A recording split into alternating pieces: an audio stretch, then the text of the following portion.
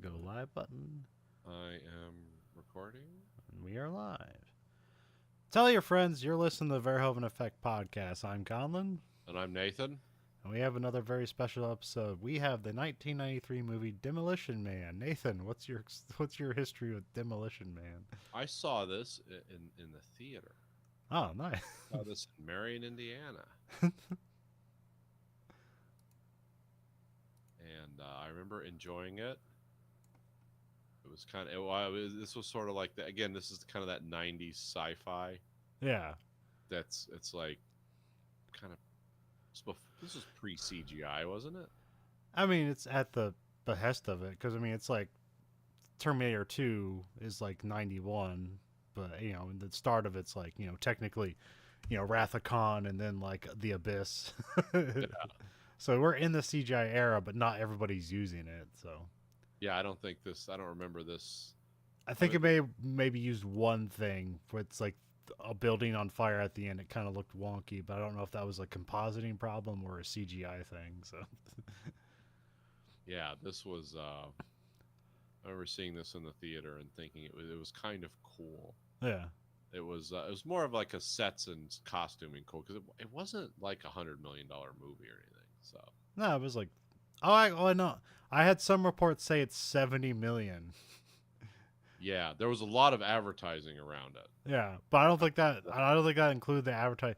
Some of the I don't know what the figures like if they're like is that budget era budget movie or something like that. But I heard like the initial shoot was $50 million, and then the reshoot where they added the new beginning that was like a $20 million reshoot. Oh, okay. So, um, and they got to blow up a real building. So maybe that was like, yeah, we're getting their values worth. um, but I don't know. I always thought this was. I mean, but this is definitely because like we did Free Jack last week, and this is definitely along the lines of like what they were doing at this time. It's like Total Recall and Terminator 2 happened, and then everybody wanted their R-rated sci-fi action movie. Yeah, And they kind of just progressively got dumber. yeah. I'd say this is kind of the apex of that, like the clone '90s actioners, Yeah, sci-fi actioners. high Which, concept action movie. well, I don't know how much this is more like let's put the pieces together. Stars. Let's have a weird sci-fi concept, but let's have a great costume Yeah, department. yeah. Do some great shooting. Um, But yeah, I but mean, that's one of the major differences between this and Free Jack is like the production is way better on this one. So yeah, well, I think I like all kinds of like concept vehicles from General yeah, Motors they and look stuff. cool. Like Yeah, the they look like vehicles from real cars. yeah, um,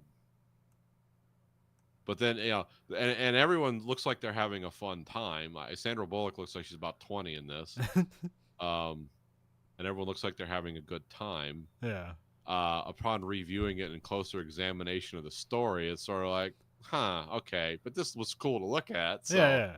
yep, that's But I mean, this is one that wasn't based on like I mean, this is like it's trying to go for that kind of like Philip K. Dick type thing, but it's not based on any. It's no, not based on any previous story. So no. This is we're fans of Philip K. Dick and Aldous Huxley and not Orwell because this is supposed to be a utopia, but it's one of those ones that's like, yeah, don't look closely at the seams how they're welded together. It's not a good utopia.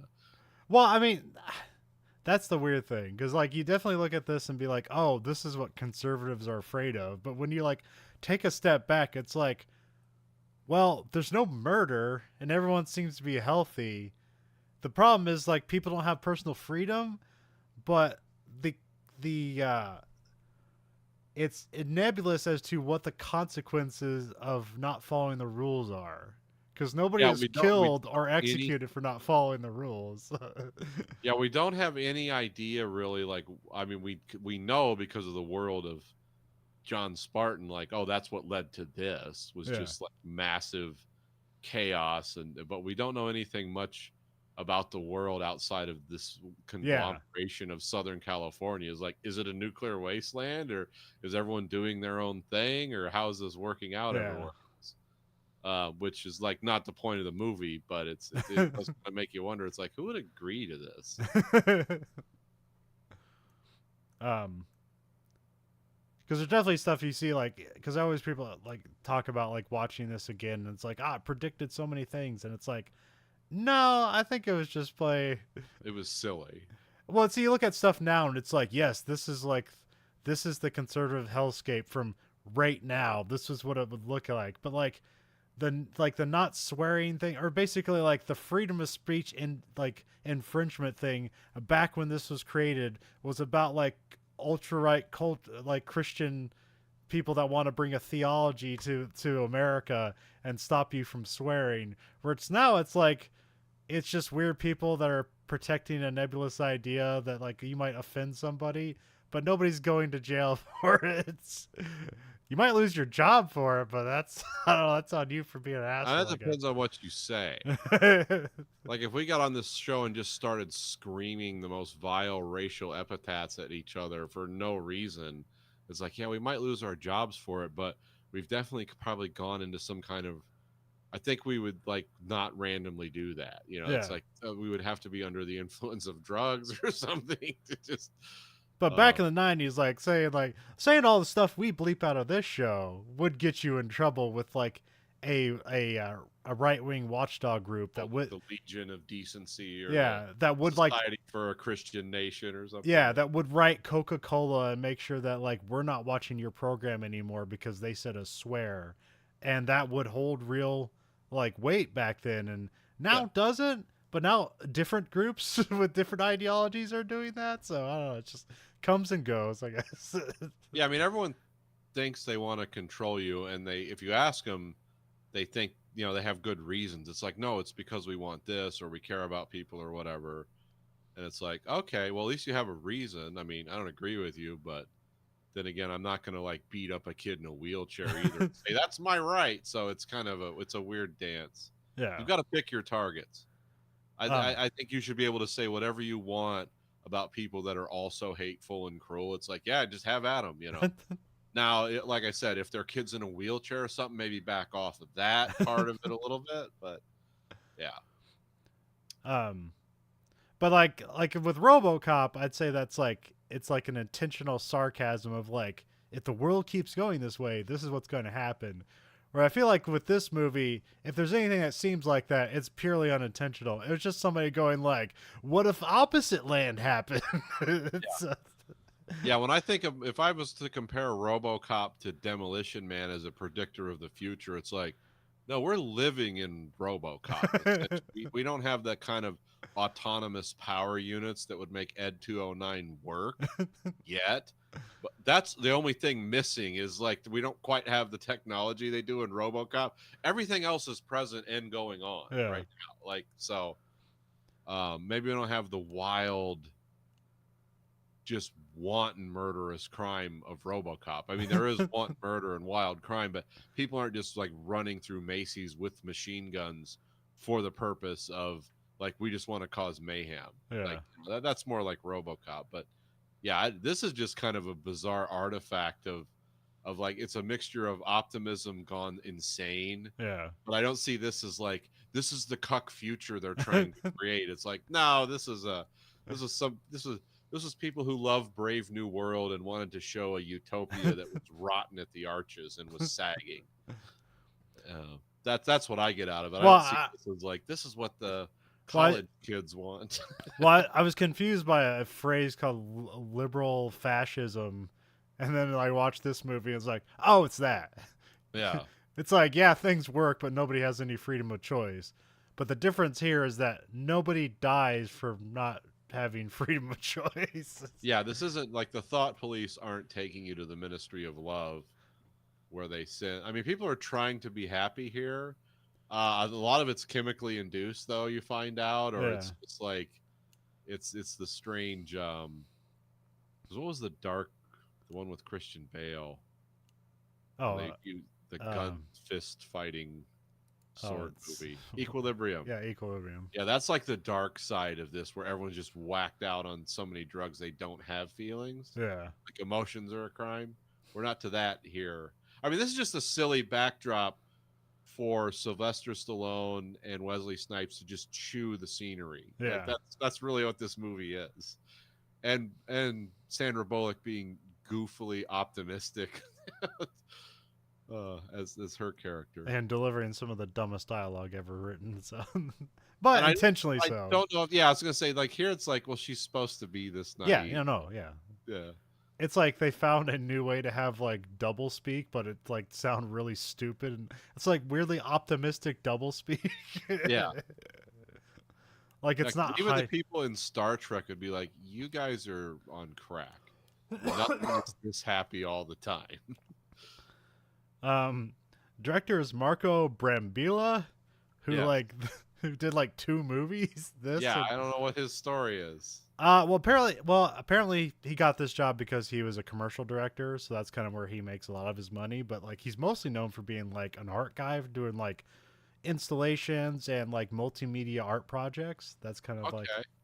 his big thing. I've Yeah, never. he's like a European art guy, right? That's I think he was born in like France or no, Hungary or something like that, but he's like a Canadian, like a French oh, Canadian via Europe or something. So, oh, okay. um, Yeah, but, French Canadians are basically Europeans. yeah, but yeah, it's just weird that he just like did this movie and disappeared, but.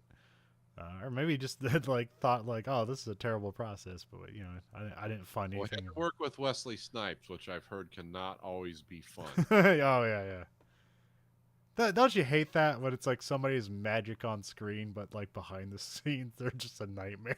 Oh yeah, you find it out and it's heartbreaking. It's like Marlon Brando and the how he treated Frank Oz. Yeah, It's like that's such a cool movie, and Marlon Brando's scenes are cool in it. It's like that's Marlon Brando. This is cool, but you find out like, oh no, yeah, what Robert De Niro had to direct the scenes and stuff because he would mock Frank Oz. So he's like, oh, Miss Piggy's here. You know, he would never get off the Muppet thing, yeah, and it was like that's that's awful. But then you heard like Marlon Brando's like always was terrible. yeah. At work. He was just one of those guys where he's just like in the moment. Which Now, kind those guys do that though. You find out why they do that. It's like no, they want this to be the best thing it can be, and they're really passionate about it. And if one of the set guys drops something or whatever, they're gonna flip out yeah, because they're so locked in, and no one else is. Or if one person seems to be slightly out of phase with them, it's like oh, we're just going nuts. So you kind of understand it, even respect it, like if it's just excellence. But then there's sometimes this line is drawn where it's like, are you trying to be excellent or just be a bastard? What are you doing? yeah. And then it becomes a form of behavior, and you become like, oh yeah, you have to tolerate him. He's method or whatever. He does this, and you hear these stories, and you're like, yeah, no one wants to work with these people. And these guys sit in interviews and they act like complete cocks the whole time, and it's like, oh, okay, these guys must be terrible. Yeah, I don't know. It's the same with like Wesley Snipes, is he had a lot of improv stuff, so I think people don't like that. But it seems like a lot of his improvs end up in the movie. So, Yeah. but especially a movie this goofy, you're probably gonna have a lot of improvs make it in. So, because it's like, yeah, this is ridiculous. Why don't we make fun of our own movie? This movie's clearly absurd. Cinematographer is Alex Thompson. What else did he do? He has a lot of camera department credits, not necessarily. He was a cinematographer on Excalibur. When Oh, okay. The John Borman. Yeah. yeah, he did shot. No, he's just a camera operator on Cliffhanger. I wonder stuff that he did. I don't know. He's just kind of a working cinematographer. Maybe he did a lot of like. Oh, he did Casino Royale, the original one. Cool. Oh, he did Executive Decision. Oh yeah, that makes sense. Yeah. Yeah, that's a cool movie. Oh, he did.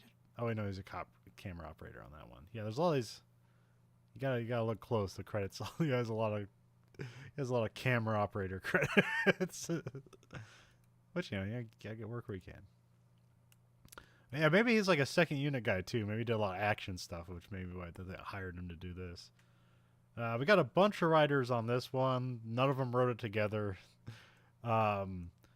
I forget. Yeah, one of these guys basically like rewrote the whole script, and they had to go to arbitration to like reconfigure who's actually got credit for the script. I always love that. I'm like, what kind of law is that? How much are you paying me an hour for this guy? Okay, we'll figure this out. Well, there's like this. I don't know. It's just, I don't know. I always hear about it, but basically just like a secret cabal of writers in Hollywood who like are script doctors. Like that's kind of like their name. But it goes even further than that sometimes. But like you'll see, like they only have like 3 credits to their name, but they still work in Hollywood. And like, what do they do? It's like, well, they're like personal writers to these executives that want to like fix movies they have to make, and then like they do extensive rewrites, and then it leads in a direction, and then those rewrites get rewritten, and they just never get credit on anything, but they work forever. It's like I want that gig. Yeah, those guys are mechanics. The first name I have in here is Daniel Waters, who he did like Heathers. So, but he also did like Hudson Hawk, but he wrote like Batman Returns. So he's kind of like all over the place with quality. And we got Robert Renault, who he kind of just did this. I don't know. He might have had a story by cred too. Then we have Peter M. Lenkov, who he's like a big TV guy. Oh, okay. Like he produced the modern Hawaii Five-0, the modern MacGyver, and the modern Magnum PI. And like he has like almost 400 credits just from those 3 things. Also did R.I.P.D. Oh yeah, that was a classic. He did 1 season of 24. He did a season of La Femme Nikita. Okay. So he's also a producer and stuff like that. But yeah, he probably makes a lot of money and nobody really knows who he is. Of course, the cast is Sylvester Stallone, Wesley Snipes, and Sandra Bullock, and then a bunch of other people will pop up and talk about. So. People you've seen. Yeah. People you've seen on other TV shows. I don't remember how many people on this movie have been on like an episode of.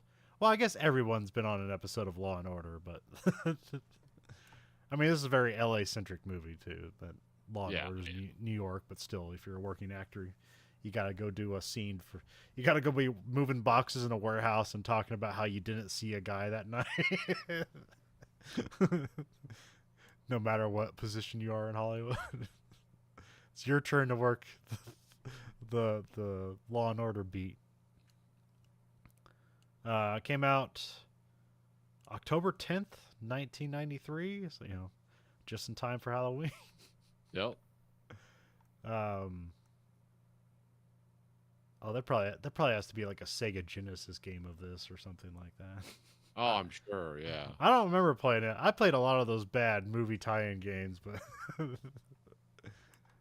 some of them were good. I remember the Jurassic Park one was good. At least the Genesis one, because you got to both play as a guy, like the oh crap, the Ed O'Neill, not Ed O'Neill. What's the Australian guy in Jurassic Park? He's the main. Sam Neill. Sam Neill.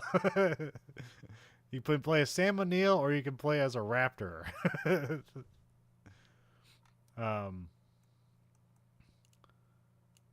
So yeah, I guess we'll get into it. We have Act 1. We open on a burning Hollywood sign, which, like, I feel like this is like common, or no, what's the word I want to say? Boring or obvious, whatever. This happens in a lot of movies. Like, you got to show Hollywood on, which is hilarious because, like, it's weird how much like stock gets put in the Hollywood sign when it's like this basically half forgotten thing about like wasn't it like a real estate company called they could put Hollywood land up there, and then the land part fell down, and then they built up the Hollywood part. I think so. Yeah, I believe that. Yeah. And now there's always a thing where like it's always constantly falling apart, but they have to like get celebrities to put money into it to keep it alive again. It's just some letters on a hill. And we get titles: Los Angeles, 1996. Which the time in this movie is weird because this comes out in '93, and they're talking about the far-flung future of 1996, Yeah. which is not that different from '93, except for they've developed this super elaborate cryogenic technology. And then we'll jump 36 years in the future, and that's not that much time that the entire, like, well, I guess all of humanity that we see has completely done a 180 from violent and scared to like peaceful and boring. Yeah. um They also we got police Humvees. They it's not just showing like the police state going on here. Where, like police have military vehicles. See, Nathan, they're predicting the future here. Yeah. Although they're like blue and white Humvees were kind of neat looking. Yeah, they were cool. And then we got a police transport helicopter comes in, which this is like this is like one of those like twin turbine like helicopters, like the Sikorsky or whatever. yeah, something like that. And we get introduced to John Spartan, who's played by Sylvester Stallone, which every time I hear that name I just immediately think of Halo. Because he's a Spartan and his name's John, right? Yeah. In Halo. So, be well, John Spartan. He's chasing after some madman kidnapper going by Phoenix, and then John rappels out of the helicopter while he's taking fire. Here's where he says the line, "Send a maniac to catch one," and then he screams Phoenix on the way down, which is like just extra stupid. It's like, is he gonna hear that? Who's this meant for? Is this meant to scare the random thugs in this building? Yeah, it's meant to scare the people that are just firing machine guns randomly in the air. And they got tracer rounds somehow. Yeah.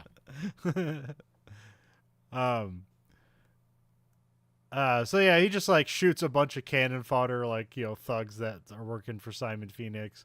He's kind of parkouring his way through the building, but like, musclehead wise. So he's just kind of like breaking through things and kind of like doing that hop the fence thing. You kind of plant one hand and flop your feet over the side. It looks good especially for a reshoot. It looks, they're making Sylvester Stallone look pretty agile here, which I don't know would he have been like 50 at this time, or how old would he have been at this time? I think so, yeah. Oh, let's see here. When was Sylvester Stallone born? Oh, I don't know how to spell 46. So yeah, he would have been 50 at the time. Oh no, he would have been 47. Oh, yeah. okay. Well, not too far off. I mean, he's always a fit guy, but that's why he has different decades of Stallone, which he might have like the longest, but one of the most inconsistent careers. It's definitely like it's rise and fall and rise again, kind of career. Whereas like Arnold, he kind of had just like this up, and then it's like, I guess I'm gonna stop acting, get into politics, and then kind of step back into acting, but have like smaller roles. But I don't know, he's got that like, now he's doing commercials, and he's got like that Fubar TV show on Netflix that I haven't heard anything about, other than probably people like it for some reason. I just know the State Farm. Yeah. Yeah. Because he always mispronounces neighbor, supposedly, but he's not. It's like, no, he is pronouncing neighbor to the best of his ability. He's only been in America for 43 years. Of course, he has an indecipherable accent. It's his trademark. Then we cut to Phoenix stabs a bunch of flammable barrels. They're barrels with flammable material in them. They're not on fire. But then Simon Phoenix is revealed, and it's Wesley Snipes. He's got like heterochromic eyes. He's got like this dyed blonde hair. He's very striking looking in this. It's very weird. It's like, is this the Joker from Batman? Who is this guy? You know, it's very Yeah. weird Oh looking yeah, guy. yeah. He's very a DC villain. Yeah, yeah, definitely. Which I guess like um, Dennis Rodman based his next hairdo off of this character. Oh, okay. It's when he was still playing for the Spurs, and then but then I guess Wesley Snipe hated this hairdo and immediately like shaved his head after the production was done. Yeah, because they were doing promo for it, and he was just clean shaven. So. Phoenix threatens to lighten up the room because now it's just like doused with chemicals. He's got like a what do you call that thing? Flare. No, not a flare. It's got like the canister of gas, like map gas or whatever that you can. Oh, that's right. Yeah. Uh, then he uses that to light a cigarette, and then he like kind of puts out the flamethrower, and then Spartan holds like John holds the gun on him, and he's like, I still got the cigarette. And then he just throws the cigarette down and lights the whole place up, and he just starts laughing. Yeah. Even though he's surrounded by flames. And Like, then what's your up and out plan here? and then John like runs through the flames to like tackle him, and they get in a fight. Which so Wesley Snipes he's such a great like martial artist for films. Like Yeah. he really wasn't used. He's used in a lot of action movies, but he felt like he could have done more. Oh, yeah. um, It kind of reached its apex with him and Blade. yeah, Like, that's when he really shows off. Like, oh yeah, this guy's very, very physical actor. yeah. Here he has to be a bad guy. He still gets to be like probably have more fun than he did than in Blade. Yeah. But Blade, he got to be all cool. But that was kind of the end of it. So, which yeah, now he's probably like pushing like 60 or something like that. Can't be a martial artist anymore unless you're Jackie Chan. Then he can do it. So, Yeah. and that's where we get which this all makes sense how this is written because like this is basically the last thing they shot in a reshoot, and so he says, "I swear I'd lose my head if it wasn't attached." That's what Simon says to John because he's talking about like where are the hostages because like yeah forget the whole plot. I think they say this all later on, but what's going on here is that Simon Phoenix and his crew, which I don't know anybody who would follow this guy. Yeah. He seems to be loyal to nobody, but I guess he's At least in like the Joker made sense. And Yeah, like yeah. Christopher Nolan Batman is like, well, these people are crazy. They're drawn to the Joker. It's like, Yeah. okay, these henchmen make sense. The Simon Phoenix henchmen are like, hey, you want to die in some kind of like wild shootout? And it's like, I don't think you're getting people to sign up for that. Like, yeah, sure. Or maybe you are. I don't know. Yeah. But apparently like Simon is basically just like cordoned off this whole like part of Los Angeles to himself. And he says something like the mailmen got the idea, the police got the idea, but the bus drivers, they just wouldn't stop coming here or something like that. So he's hijacked like all the bus drivers and like the bus driver union and are holding them hostage here. But we never see them. And here he's saying like, I don't remember where I put them. And so that's where he said, I'd swear my head if it wasn't attached. I'll lose my head if it wasn't attached. Then John knocks out Phoenix and like fireman carries him out of the building as it explodes. And this is a huge exploding building. They really blew up this building because it was condemned and they're going to blow it up anyway. So, good production value there. Yeah. The nickname for John is the Demolition Man. So, he saves people, but then like the collateral cost is huge in the which is what you have in every 90s action movie. So, Yeah.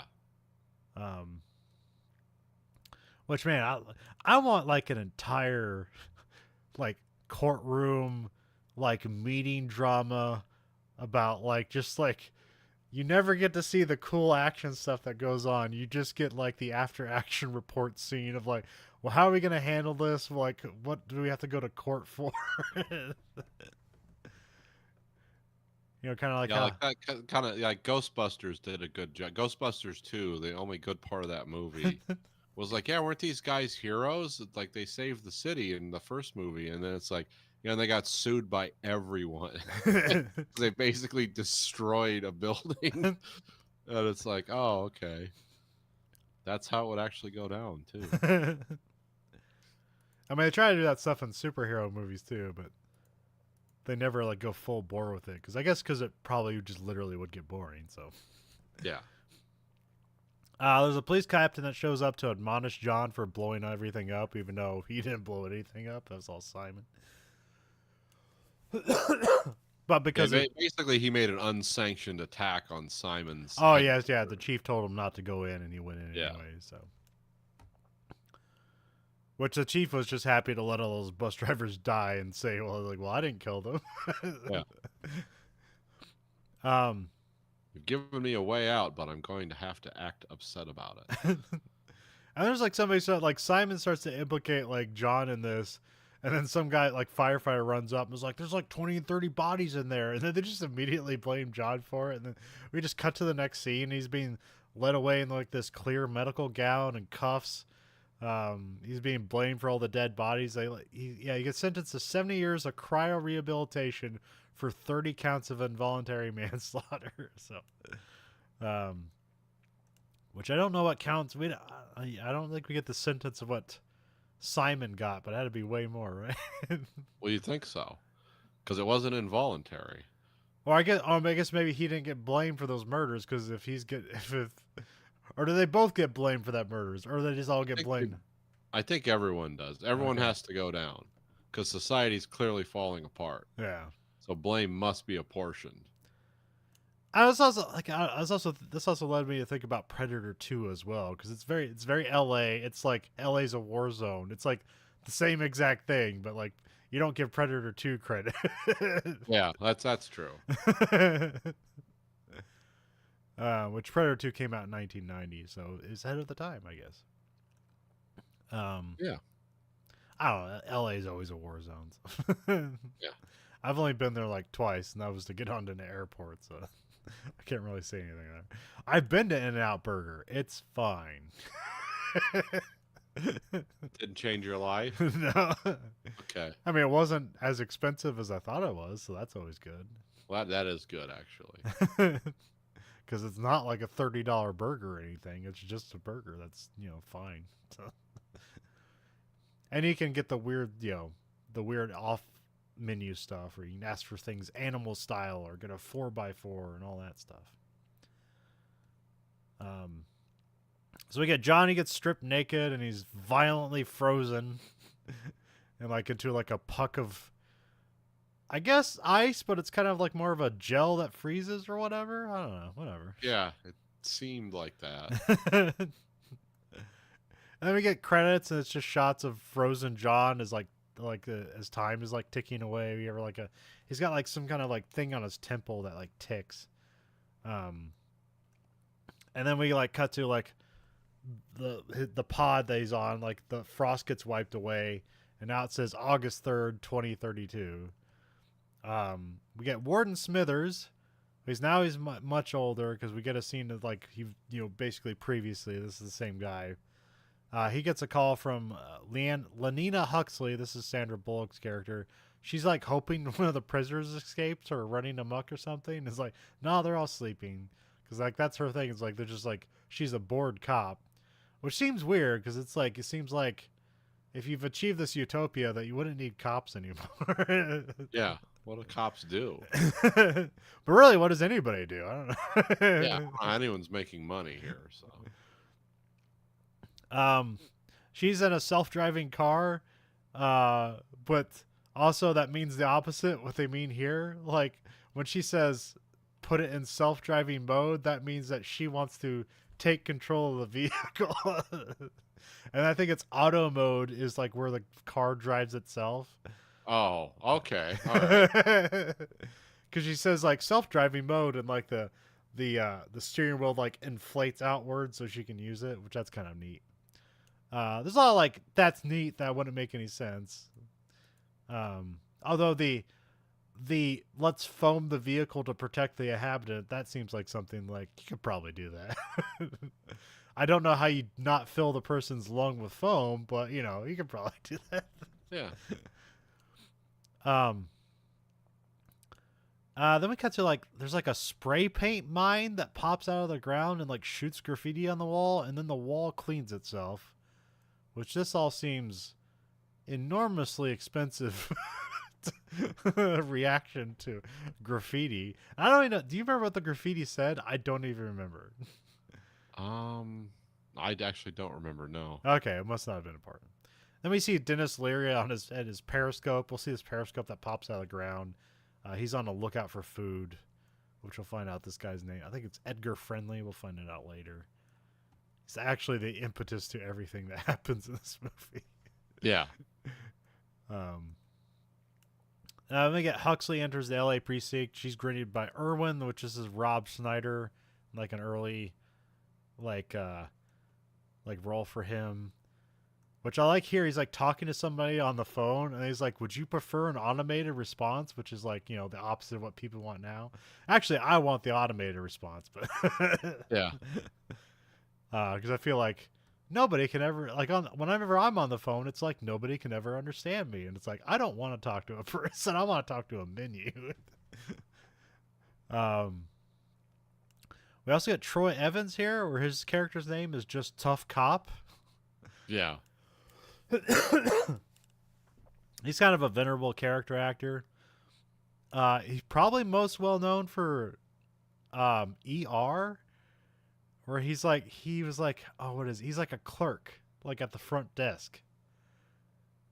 Which I remembered him doing that, but I guess he was like in the first season of ER and then disappeared for 5 seasons and then showed up for 6 through 13 seasons of ER. Oh, okay. I didn't know that. Right. But I always remember that guy. And also what I most remember from recently is he's did you ever watch why not Bosch? Yes. So he's part of the old detective duo of Crate and Barrel. Oh, okay. Where they're kind of like bumbling detectives on their way out to retirement, and then like they accidentally solve a serial murderer like in the 4th season by complete accident. It's great. I do remember that. Yeah. Because they're very serious idiots. Yes. They're like really like, yeah, we're doing it.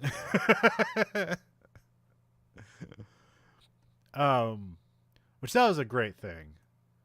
Like if you've never seen it, there's like in Bosch, there's just this guy who's on a bicycle, and for like 3 seasons or 4 seasons, he would just show up and randomly kill somebody, and the crime would never be solved, and then he would just disappear from the season. Right. Yep. And you're like, what's that about? It's like it does. It's genius. Who is this guy? This is God. Oh, God. Oh, okay.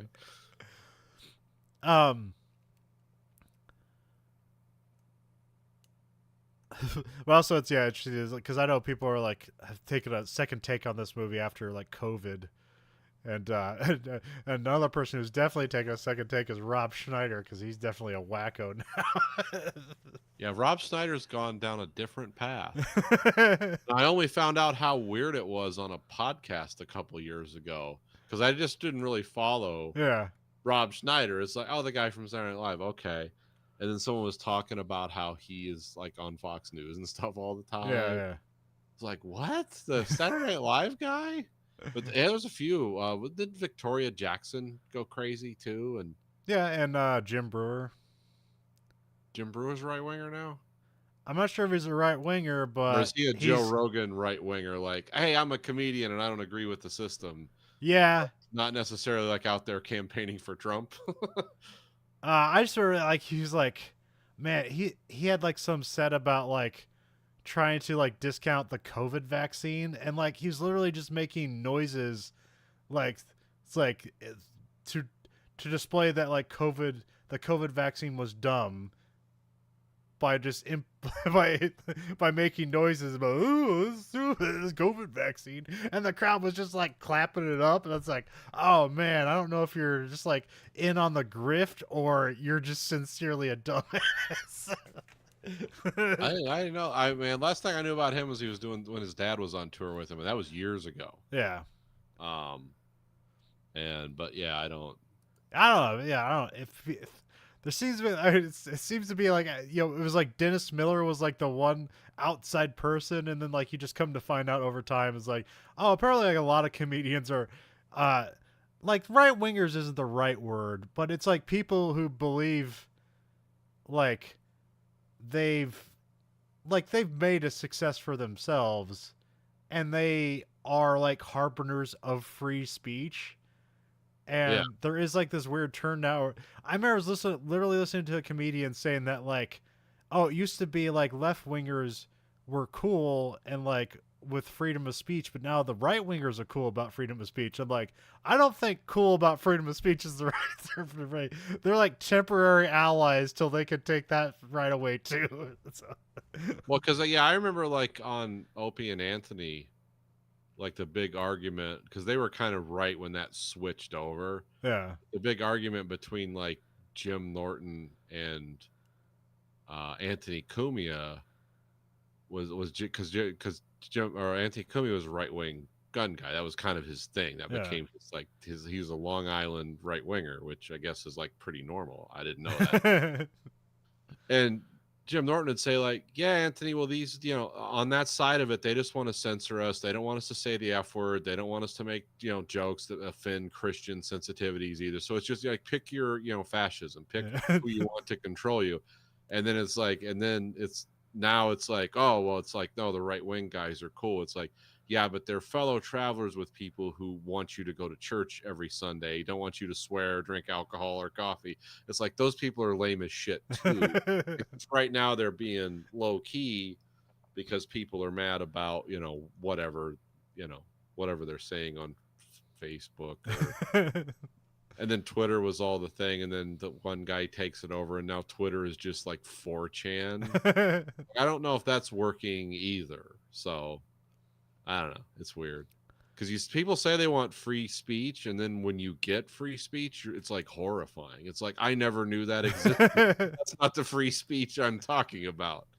I find it kind of lame sometimes when these comedians talk about like their freedom of speech are being impeded. It's like, no, somebody gathered together. Somebody really didn't like you, gathered a lot of people together, and told a venue, "We don't want you here anymore." And then, yes, you're losing money, but you're not being dragged out of a comedy club and put into jail because you said the F word. Yeah. That's your freedom of speech being impeded against. Well, I will say I think that people that lived in California during COVID, like they have a beef. I get it. It's like, oh, that went way because in retrospect, it's like, yeah, that shit was stupid. That went way too far. But it's only in retrospect. Yeah. At the continuum of time it was happening in, no one knew what this was. It's like, are we going to have to start digging mass graves? I mean, nobody knew. Nobody knew. And then I think it carried on, like I've said before. I think it went on a year longer. Post vaccine day one, it's like, okay, we've got it now. Do this or don't, but we don't care. We're done with all the bullshit. I think it went on way too long after everyone could get the vaccine. And if you didn't get it and you died, well, sucks to be you. I mean, however you feel about it, whatever. But our medical system was like, no, we must keep wearing masks and distancing and keep the economy shut down because our hospitals will be overloaded, which is a bunch of Hippocratic horse shit because hospitals have no problem turning you away if you don't have money. So it's like, when did you start caring all of a sudden? But I mean, that's when the hypocrisies start canceling each other out and like black holes are created, and you just can't. You just like, I'm not even picking a side anymore. Whatever. Well, You I get don't. It depends what house you're at because I always heard about the nightmares at the New York ones where like they had like tractor trailers just full of refrigeration trucks just full of dead people because they don't have any place to put them anymore. Well, they've had that problem all over the country before COVID because of all the overdoses too. Oh, okay. Those tractor trailers were all over Ohio, all over the Midwest because everyone was ODing and they couldn't. Actually, they couldn't cremate bodies fast enough. That was another problem they were having. That's always been a thing, whether it's COVID or anything else. But I mean, my point is like the day they came out with like, okay, this is the vaccine has come out. This is a point on the calendar where with optimum distribution, everyone can get vaccinated. If they choose not to do that and die, I personally was like, I don't want just open the economy. Yeah, yeah. Who cares? Fine. Once we're to the point where everyone who conceivably needed or wanted this and needed it because they were in a protected category or whatever and were going to die could get it. Once we were past that point, why are we still like doing masks, shutting everything down? It's like, no, look, they're fucking dumbasses. They want to die. You want to die from some kind of half-baked bioweapon getting in your system because you want to stand up against the man. Okay, cool, go for it. Which I wonder if like I know the injection they're injecting tracking devices you is like a constant thing, but it's definitely a thing in this movie, and I wonder if that's something that Rob Schneider took from this movie into COVID. I don't understand because I don't listen to a lot of I don't listen to a lot of podcasts where people are. I've heard these. I see these points of view as snippets on YouTube. I don't like go deep into it. But I mean, look, if you owned or part owner of or made your living through entertainment and you lived on the West Coast of this country during that time, I understand why you're mad, especially if you made a lot of money doing that. And I understand if you have a lot of money, you have something to protect. You could, I mean, if you have a lot of money, you can afford to be conservative. You can explore those things. That makes sense in my mind. I can at least understand what you're doing. However, when you just keep bashing your head into the wall and like nobody's receptive to you, or you create this whole new fan base that essentially sucks.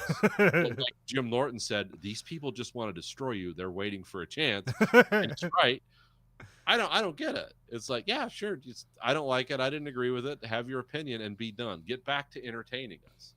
You don't have to make this your new identity where you're like you and Donald Trump are somehow fellow travelers. It's like, that's so weird. But also, like, the thing, I don't know, I guess the sadness that both this movie and, like, COVID presented was, like, you know, if we just all gathered together to do this thing, you know, kind of like polio. It's like, we got rid of polio. It's like, what a great advancement. And then nowadays it would be just looked at like, well, you're impinging on my freedoms. It's like, well, yeah, we can't stop this unless we all band together. It's like, no, it's my personal freedom versus your health. And I think people, as long as that vaccine precludes me from getting it from their dumbass not getting it, I'm fine with that. It's to me, it's kind of like all these weird acts of self-immolation we're seeing right now. It's like, well, that's horrible, but if you feel that strongly, I'm fine with it. Because once you immolate yourself, you're out of the conversation. I don't have to hear from you anymore. So it's like, okay, cool. Die. And, you know, and if I get a vaccine and if I drop over dead of a heart attack right now on this show, guarantee it's probably not from the vaccine. It's probably because I'm a big fat ass. So it's like we want to attribute all these things now of like, oh, this could happen, that could happen. It's like, yeah, you could die drinking a glass of water. I mean, all kinds of shit could happen. But just like it just brought forward, it's like, because like in this society, they gave up a lot of personal freedoms to have safety. Yeah. And then like what we learned in reality is that will never happen. No. Which is a good and probably is good in a small way and is bad in most ways. Because it all depends on who's controlling things at the time that happen. So, yeah, well, this movie's like a funhouse mirror of control. Like this is, and especially for America, this is like wild. Like no one's going along with this, then or now. Even if you get, it's like, look, these people are happy. It's like their happiness causes me rage. I can't live with it. Which is really essentially what, you know, Edgar Friendly and his people, because it's just total chaos versus total control. And yeah, so that's oh.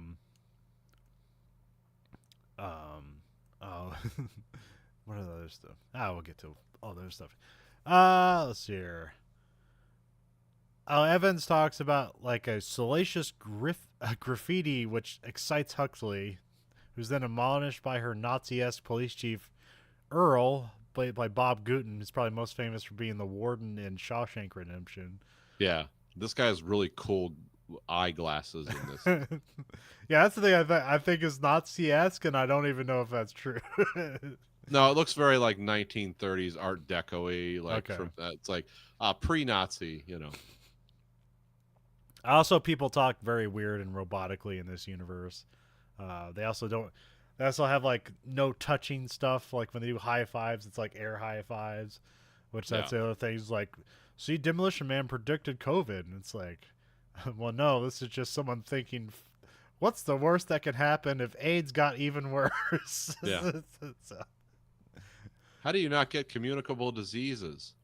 Well, you don't, one thing is you don't cough on people or don't be around people that are coughing, and then don't shake their hands because there's no toilet paper in this universe. That might actually be why they're doing it. Because we later find out there is no toilet paper. Huxley calls the chief a sanctimonious asshole behind his back, and then we get like this automated fine system that alarms her for swearing. So it's like, oh, because swearing's not allowed. Although, again, this like you're being fined 1 credit a thing. Like we never see like what that results in. It's like what is the actual downside of swearing? Well, this is like Star Trek economics in this movie. Yeah. It's like, what does this mean? What's a credit? What's it based on? Gold? Human blood? How does this work? Well, I mean, also we find out like, well, like people don't touch each other, they don't have sex, they don't procreate unless it's like planned and allowed by the government. Which like in other movies, this would be horrible things where everybody's at a gunpoint, but it's just here like, really, there's nothing stopping anybody from doing that. It's just everyone is so desensitized by worse violence that nature brought about that they're fine with being kind of like, what do you call that? Like, not septic, antiseptic. Gelded? Well, it's like the like clean or whatever. Well, I can't think of it, but Well, yeah, the word that comes to mind is like it's a very anodyne society. It's very non-offensive. yeah, Everyone thinks in straight lines. There's no like, there's no conflict. There's no strife. There's no duplicity. Yeah, no one's lying, except they are. But also like this, Bible makes this like why this and Star Trek are way different is that like people have imaginations and are striving for goals in Star Trek. Everyone seems to be treading water here. Yeah, this is a society with no future. Although they still have cool tech, but we don't see any of those people that are making the cool tech. Yeah, we don't know where this is coming from. I mean, there's the doctor who seems to like has organized all of society that we see. Yeah, I don't know if that's completely all his invention or not. Because I think it's called like the Cocteau civilization at some point, isn't it? Yeah, something like that. Yeah. Then we get Garcia, played by Benjamin Bratt, a very young Benjamin Bratt here. Yeah, very young Benjamin Bratt. He comes in to say like her slight argument with the chief was like intense. So this is where you realize that like, oh, this like that was nothing, but like for these people that was like, that was their whole day right there. It's like Huxley has a shrine of like 90s stuff. She's got like Lethal Weapon 3 poster and all this stuff all around. So she wishes for something more exciting to happen than like busting people for like curfew and telling dirty jokes. Yeah. Again, we don't know what this means. Like, it's like, are these people telling dirty jokes, then being cryo frozen and put in jail for rehabilitation, or are they just like given a citation and walk away? I don't know. Because if everything is punishable by cryo freezing, that would be bad, but nobody's being murdered for like something innocuous. Although it seems like the cryo process, man, it seems like you could just like get whole new skills and like have your body re-engineered. Like it actually sounds like a pretty good deal. They're going to be in cryo for 100 years. Well, good. I want to speak 55 languages when we come out and have an advanced understanding of physics and engineering, and because wait till you see what's happening.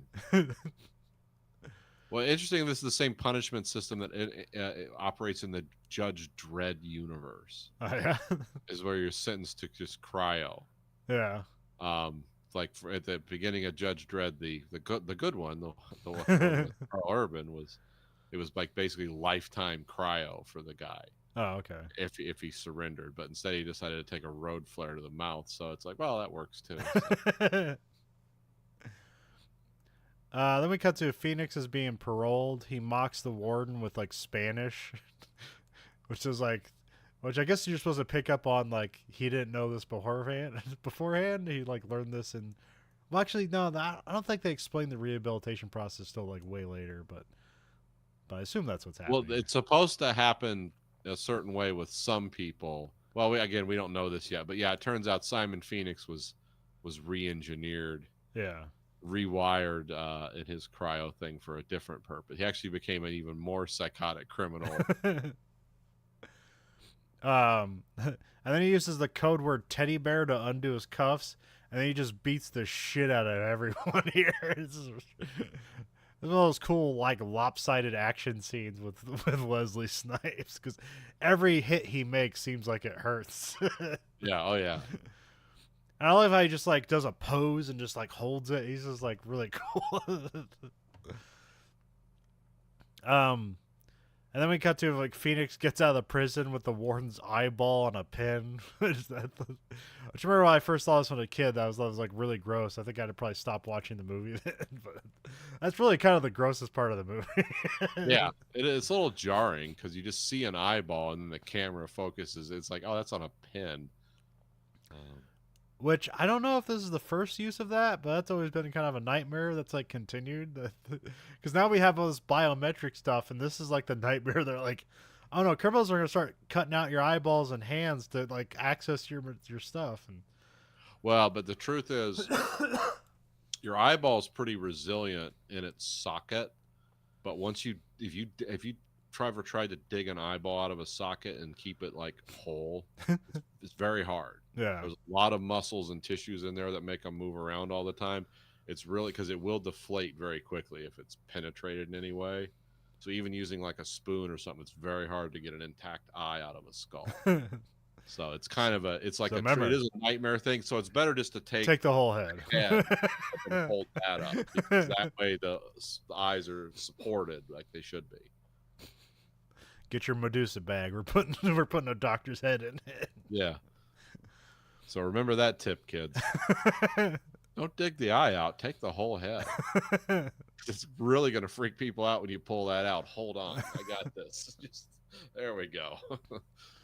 Then we cut to the precinct as they have like a 187 alarm that goes off, which they say here there hasn't been the last case there's been a murder was in 2010, so they haven't had a murder for 22 years. Yeah. And it also comes across as murder, death, kill. Yeah. Not even the stat, because I think isn't code 187 just like the civil statute for murder in California or something? Yeah. Yeah, something like that. Yeah. They don't call it murder, death, kill on the warrant or anything. Even though it is, it's actually it works, but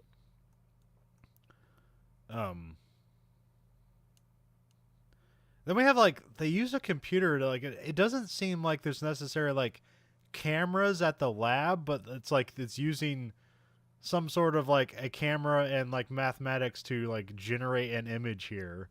Yes. And then they see the warden. It's called omni surveillance. One of I forget, the guy who wrote Altered Carbon wrote a book, but they have this too, where it's just like an analytical interpretation of how the crime might have happened based on the crime scene. Yeah. Yeah, it takes a supercomputer, but yeah, it's just recreating images. And it's actually plot of the movie was the guy was smart enough to know that the consultant they brought in, who was just a psychopathic, genetically engineered killer, was like, oh, this is how they tricked your analog or your analytics system, because no one can actually move like that. And it's like, what do you mean? He's like, oh, you can't break a man's neck that way. Trust me. I broke a man's neck lots of ways. And so he figured out how they were spoofing the computer and then how deep the whole thing went. Is that that 13 book? Yes, 13. Okay. Yes. It's a great uplifting book. The warden's still alive for a moment, but then he just dies on the video monitor. And they get another like alarm for murder, death, kill. Huxley looks up recent paroles, and Zachary Lamb here, played by Bill Cobbs, who is the helicopter pilot in the opening of the movie, just a younger version of himself. Which is the weird thing. It's like, here's this guy 36 years later, and he's basically indoctrinated into society, but like it's only when John shows up that he's like, hey, I'm still me, but like we gotta pretend. So it seems like 36 years is too short of a time for society to just completely roll over into something that's unrecognizable. Yeah. But again, we don't know how bad these earthquakes are or how bad these viruses were. So, as far as we know, this might be the only civilization left in America. But yeah, Yeah. Like I said, we don't know what's going on. It only makes sense though because you find out like, oh, the batch was unstable to begin with. yeah. Like they had to bring in lunatics from the past to destabilize the society. It's like it must have been not been that. It must have been again. It's rotting at the seams. um. But yeah, so Zachary knows that it's Phoenix to blame. They mention of Phoenix not being chipped because he was frozen before they started low jacking everybody. So that's when now everybody has a chip in them. We got to keep, they're just keeping you safe. We get more 187s that keep popping up as like side of Simon Phoenix just moves through town, which is like a fun little thing. There's even a thing later on where like the chief has a great idea. It was like, we'll just wait till he murders somebody, then we'll know where to catch him. And then John's like, great idea. Yeah. Don't try to prevent this in any way. Simon pops up out of a dork scooter just somewhere in the city. This is like the worst vehicle, but most of the vehicles in this movie are pretty cool. Yeah. It was some weird GM. Like the cop cars are like some weird GM concept car. Like Hold it was on, I got it on the. Yes, you had the Buick Wildcat concept, the General Motors Lean Machine, the GM Ultralight was the police car. These were all experimental, high efficiency fuel and or hybrid powered, battery powered vehicles from the 90s. So, of course, didn't go into production, but they no. Which I remember Then or now they went into production briefly, and then it's like, yeah, hey, you want to spend $100,000 for something that's worse to drive than a Volkswagen Beetle? It's like, no, actually, I don't. Okay, cool. I mean, it's all great ideas, but they're just all too expensive. So, well, I remember like Volvo was working on the idea of like these A pillars that had like that were slotted so you could see through them. So basically, you could see like through every part of the car. Yeah. I was like, that's a great idea, but it never came to fruition. Probably because they could never get the glass strong enough, and it probably was crazy expensive. Although now they just need to just build a car with no windows, and it's just all cameras, and then it's just projected on the inside of the car. And that'll work until you fly through a swarm of bugs. Yeah. And then there's a problem. Now we have to stop the car and open the door. Or it can do that thing where like it's when one camera goes down, it just interpolates like what it thinks is missing from the video image. Yeah. I still wanted the cars to do what the cars did in that movie where everyone's a vampire, where you just pressed a button and the windows blacked out. Oh, is that Daybreakers? Yeah. the Australian vampire movie. Yeah. Like Chrysler gave them all the cars, and then they had like a Chrysler 300, and you just press the button and it blacked the sun out. You could drive around during the day with cameras. It's like, and they were acting like, yeah, we're going to be able to do that with Windows real soon. Like that's a cool idea, but I live in a state where you can't have any window tints at all on your front windows because the police will get very nervous and anxious because they can't see what you're doing in the car.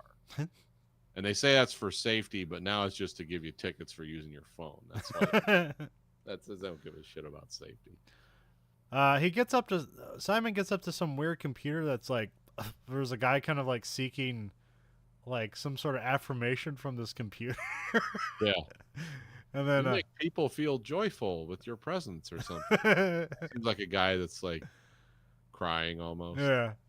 But then like Simon pushes him out of the way and he starts hacking into the computer. So this is where you get the idea is like, I don't think he was like this before this happened. So, which I forget which guy rewrote it. It might be Robert Renault or something like that. He has, I might as well just look it up. It's like famous trivia for this. But he rewrote the first part of the movie because his idea was that to make Oz special, you have to see Kansas. So that's why they Okay. wrote the first part of the movie to show um, John and Simon in their natural habitats, and then have them show. Because originally they were just supposed to be broken out of ice, and the movie starts, which would be completely like, why does this mean anything to me? So that was a good change. Yeah, that made more sense. Um, oh, not Demolition. Demolition Man. It's gonna be like one of the first trivia, so we should be able to knock this out here and keep moving on. Fred Decker did an uncredited rewrite of the scripts, and that he's the one that says that if you don't show Kansas, Oz isn't that special. So, Okay. but he was uncredited rewrite. So again, that he wrote 15 minutes of the film and was not credited for it. Now, does that mean he wasn't compensated for it? I have no idea. I presume he was. Although we also find out, what was that with the director of Mad Max, where he was like, he had a deal that they gave him like the rights to make the Mad Max movies as long as he just like agreed to step aside from contact. Oh yeah, yeah, that's right. Let's see here. Oh yeah, so as Simon's hacking the computer, he kind of gets like this. You don't know if it's like in his head or it's what the computer's doing, but he gets like kind of this mesmerizing thing that he needs to get info on Edgar Friendly, which is Dennis Leary, and then it tells Simon to kill him. So that's what his job is. He needs to kill Edgar Friendly. Yeah, he's got two different color eyes, and then Simon wants to look for a gun. There's also where he's like swearing and he gets tickets, and he's just like amused by that. It's like, yeah, sure, whatever. Which I wonder what those tickets are linked to. They said it's -1 credit, but I feel like Simon doesn't have an account to like to lose a credit from. So like what's that going to? Cops show up and like they need like this computer instrument like to handle to how asking it how like guys basically just pulling up a YouTube video on how to apprehend a suspect. Yeah. Which I think this is accidentally predicting the future. Because I have to do anything with a YouTube video. It's like, oh man, how am I gonna do that? And then and then when I'm done with it, I have to be like, man, how would I learn that otherwise? Like, there's no way. How did other people learn this? There's no way they learned it. Like, oh yeah, and then they start getting beat up and killed. And this is where we cut to like Edgar, I think the Rob Schneider character. He's like, we're police officers. We're not trained to handle this kind of violence. And then Simon like takes one of their incapacitating wands and he sticks it in an electric car and blows it up. So. Yeah, he puts it in like the charging. So yeah, this is the future with all electric cars, and which is here it's supposed to be a lame thing, but Yeah.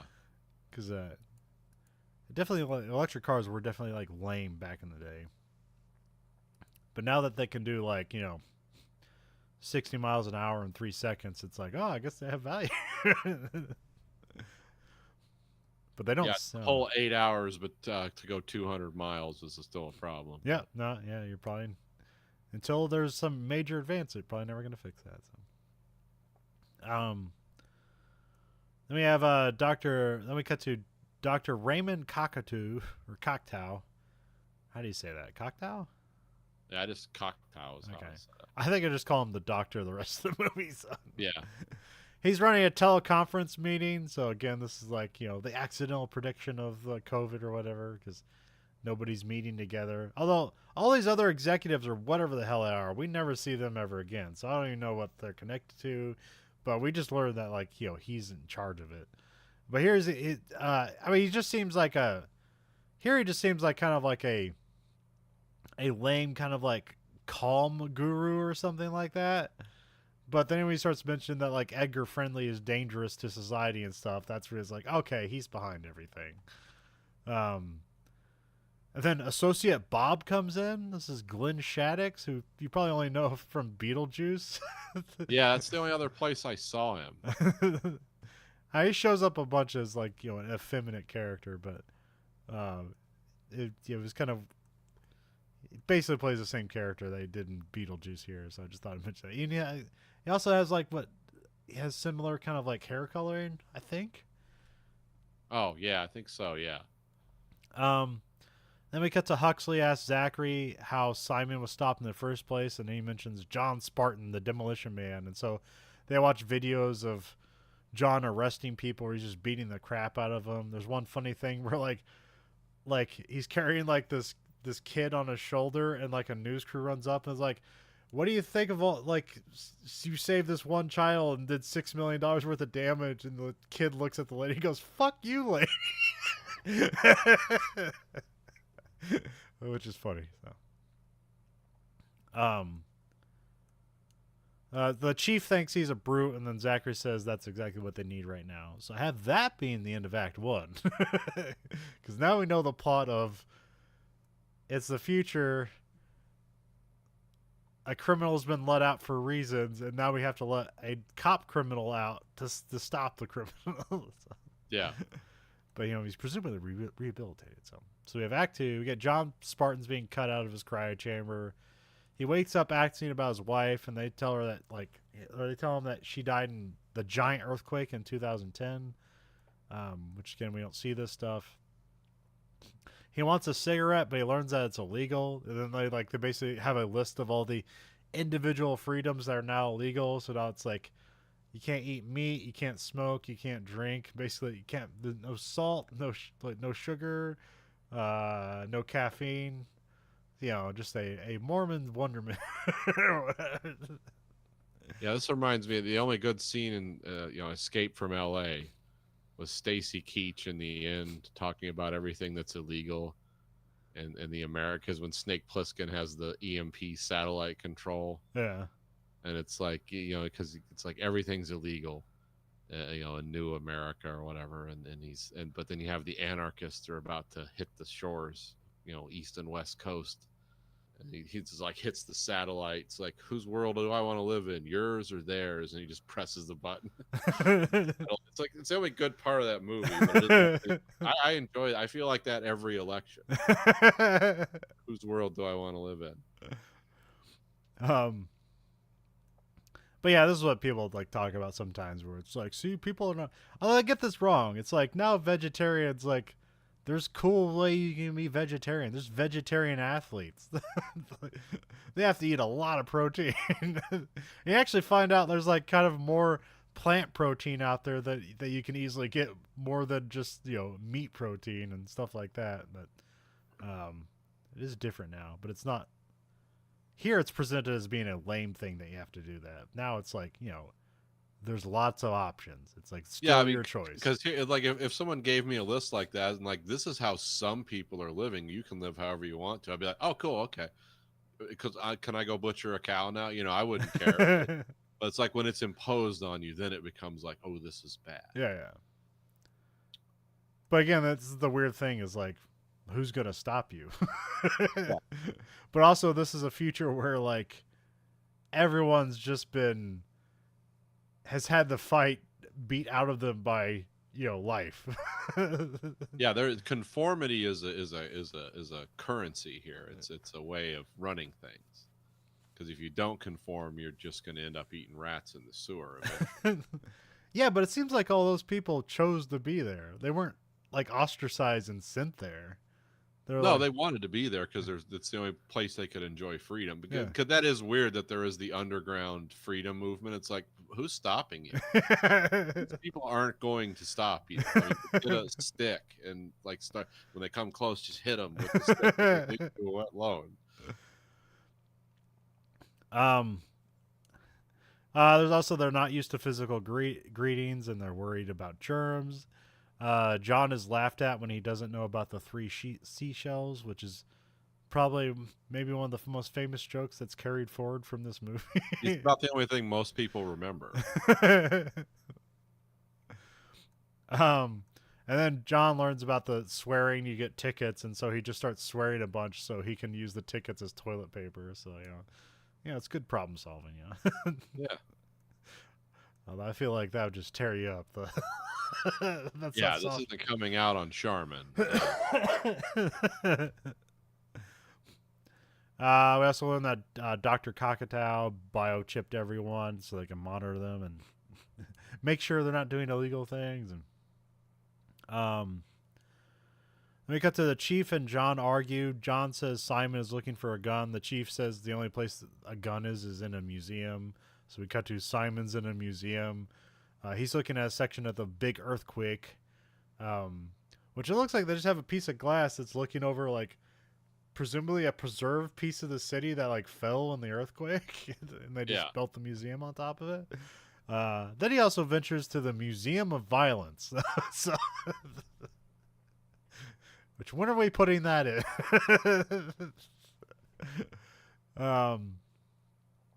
Then we cut to John, Huxley, and Garcia head out. John wants to drive, but then he's daunted by the technology, and he's like, you can drive.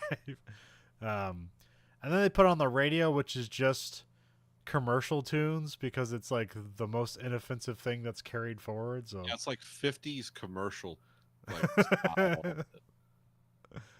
It's like Fallout type, cringe stuff. Where it's like singing about Twinkies and stuff like that. I probably want to be Twinkies. Probably could eat it. They sing a song about hot dogs, but I doubt they could eat hot dogs. So I wonder why they're happy about it. We cut to Simon's trying to break the glass to get the guns. Where here we have him doing, cool poses and kickers, and nothing happens. And he can't get through. And then a museum employee shows up, and then this is where just like he inexplicably has like superhuman strength, but I guess his rehabilitation or something in the creative process made him superhuman. It's kind of only mentioned. It's like it seems to. Sometimes he's superhuman, sometimes he's not, but whatever. It's inconsistent. Yeah.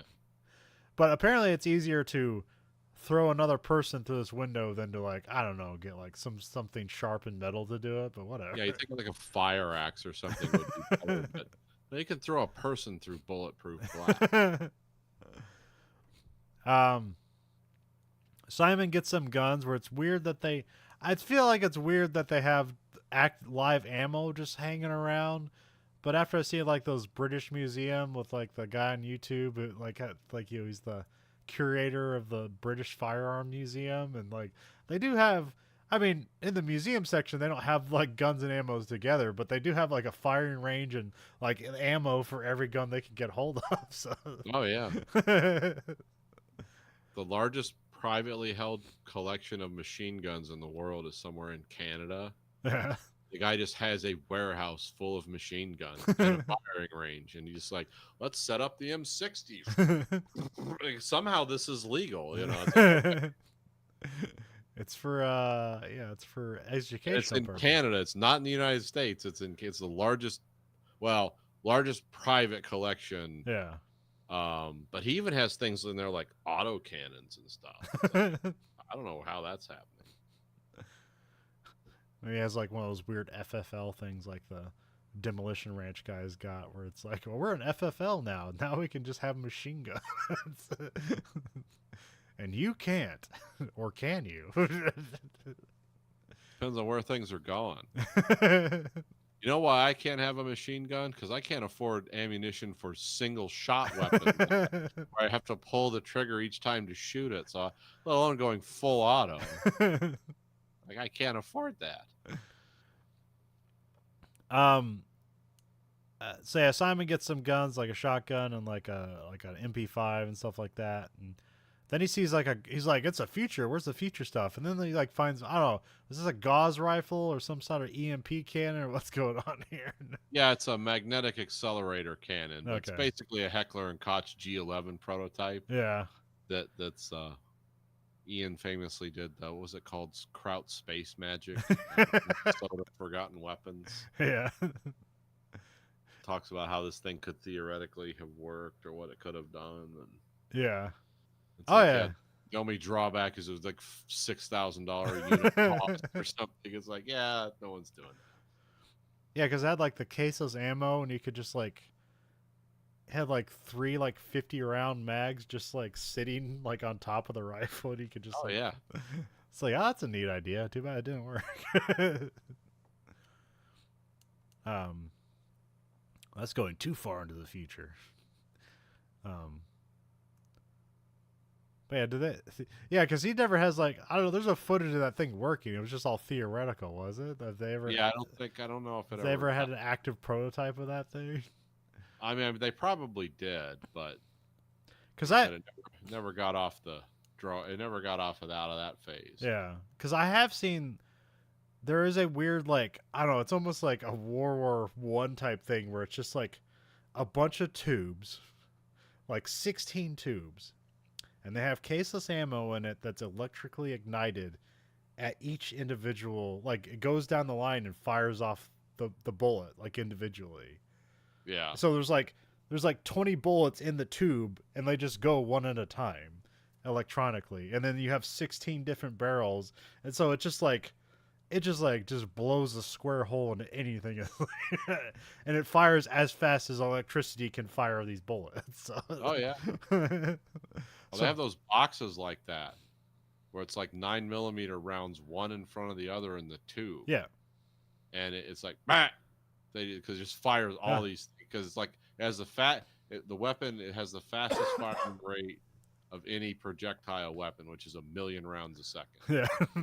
But it's like it's one in 1 second. It's this massive burst of fire, and yeah, Which I've looks seen those. exciting, but I don't know how you reload it. So that's the secret Yeah, well, that's like downside. the Katyusha rockets that the Russians had, Soviets had in World War II. It's like the ones that whoa, whoa, Yeah. they just fire hundreds of them. Well, it took like an hour to reload the damn thing because the guys had to like get 50-pound rockets up on rails and line them up with the fusing system, and um, that's why we never because it's like, oh, why didn't America have something like that? Because it's inefficient to reload. But actually, we did. We put it Yeah. on top of our tanks.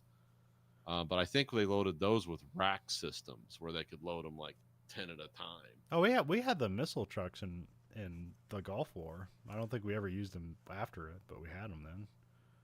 Oh, yeah. I mean, we had stuff like that, but I'm talking about the World War II Oh, era. okay. Yeah, that's why we didn't, because we put those on top of our Sherman tanks.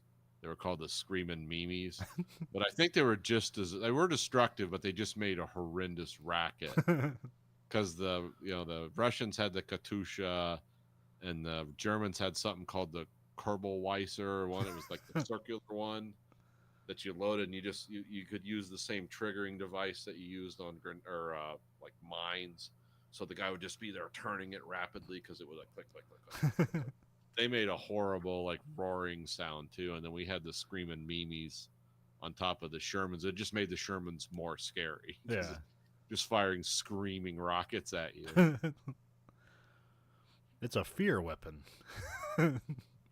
Yeah, I mean the Russians still use a version of the Katusha. It's called the Grad Oh. rocket launcher. Grad means hail in Russian, so but what Okay. it does is it fires. This, It's optically sighted. wait, what's Grozny Grad? Is that a thing? Am I remembering that correct? Grozny's a city in Serbia, I think. Okay. Um, but yeah, they still use they use those in Ukraine. Okay. But they're just optically sighted. And it's like, okay, we're going to destroy, this area of land or whatever, and just fires all these missiles. Now we don't do that. We have something called MLRS, which is just like a thing that stops and it shoots one or two missiles, and then it moves. We gave some of those to the Ukrainians too, but we don't do the ones with lots of mini missiles. I don't think so. But I think the reason the Russians do that is because of World War II. That's when they were on top. When they'd fire like 500 of those trucks off at the Germans as they were retreating. We have Simon and John meet again. They banter and shoot at each other. John shoots like some fixture down that lands near Simon. He like ducks out of the way, but they're like on top of this glass thing that's looking down on the earthquake museum. So he falls down on that, and then Simon shoots out the glass underneath John, and so then now they're fighting the earthquake exhibit. Simon uses his future gun to blow up a bunch of stuff a couple of times, but it doesn't stop John. It just creates a big explosion. And then John gets one of those stun sticks and like puts it in the water and like just kind of blows Simon off his feet, but doesn't stop or kill him. Yeah. Just knocks him back.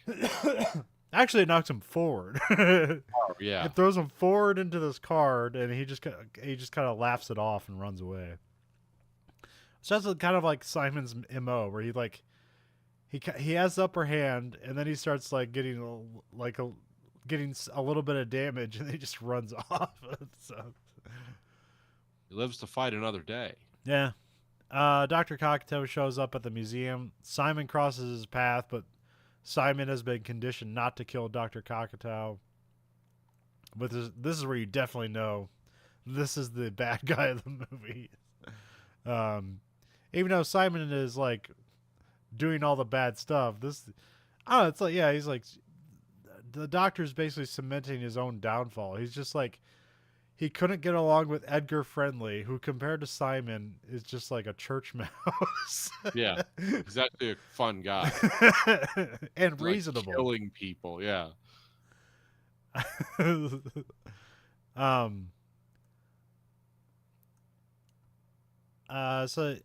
Simon gets chased off, and John is like, and then here the doctor just like pretends like that John saved his life, and he invites him to go out to dinner to Taco Bell, which you don't know what the joke is yet.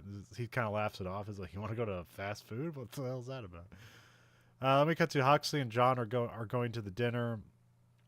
He gets told of the Schwarzenegger presidential library, so he's like, "What? You guys made him president?" Which is just kind of like him and Arnold's long-standing like feud between each other. So they just always constantly do that. I think even around the same time you had like Last Action Hero, where it's like Stallone is like seen as starring in Terminator 2. Oh, yeah, that's right. Which I guess this movie has like similar comparisons. I guess it had the same budget and effectively the same return like on investment, but like Last Action Hero is seen as a failure, and this is seen as a success. And the only thing they like cited as being that like, well, Schwarzenegger is like kind of like at his peak coming down, where this was like more of a resurgence for Stallone with this movie. So Oh, okay. so even though it was the same basically return on investment here, it's seen as a success for Stallone and a failure for Schwarzenegger. So This was victory lap. Stallone again. which I think I think Cliffhanger was like maybe like a year later or something like that. But like yeah, that was a huge movie. So yeah, he had a Oh, this was back to back. I think it was the same year. Okay. he filmed Cliffhanger and then filmed this. Okay. Like he never stopped. Like he just stepped off one set. I believe that was how that worked. Well, I'd say they with like Sandra Bullock, because she does this and then immediately like it's Speed the next year, I think, or something like that. Which that makes her a star. This movie didn't make her a star, but that did. So Yeah. but probably got her an extra casting call where she could be in that movie. So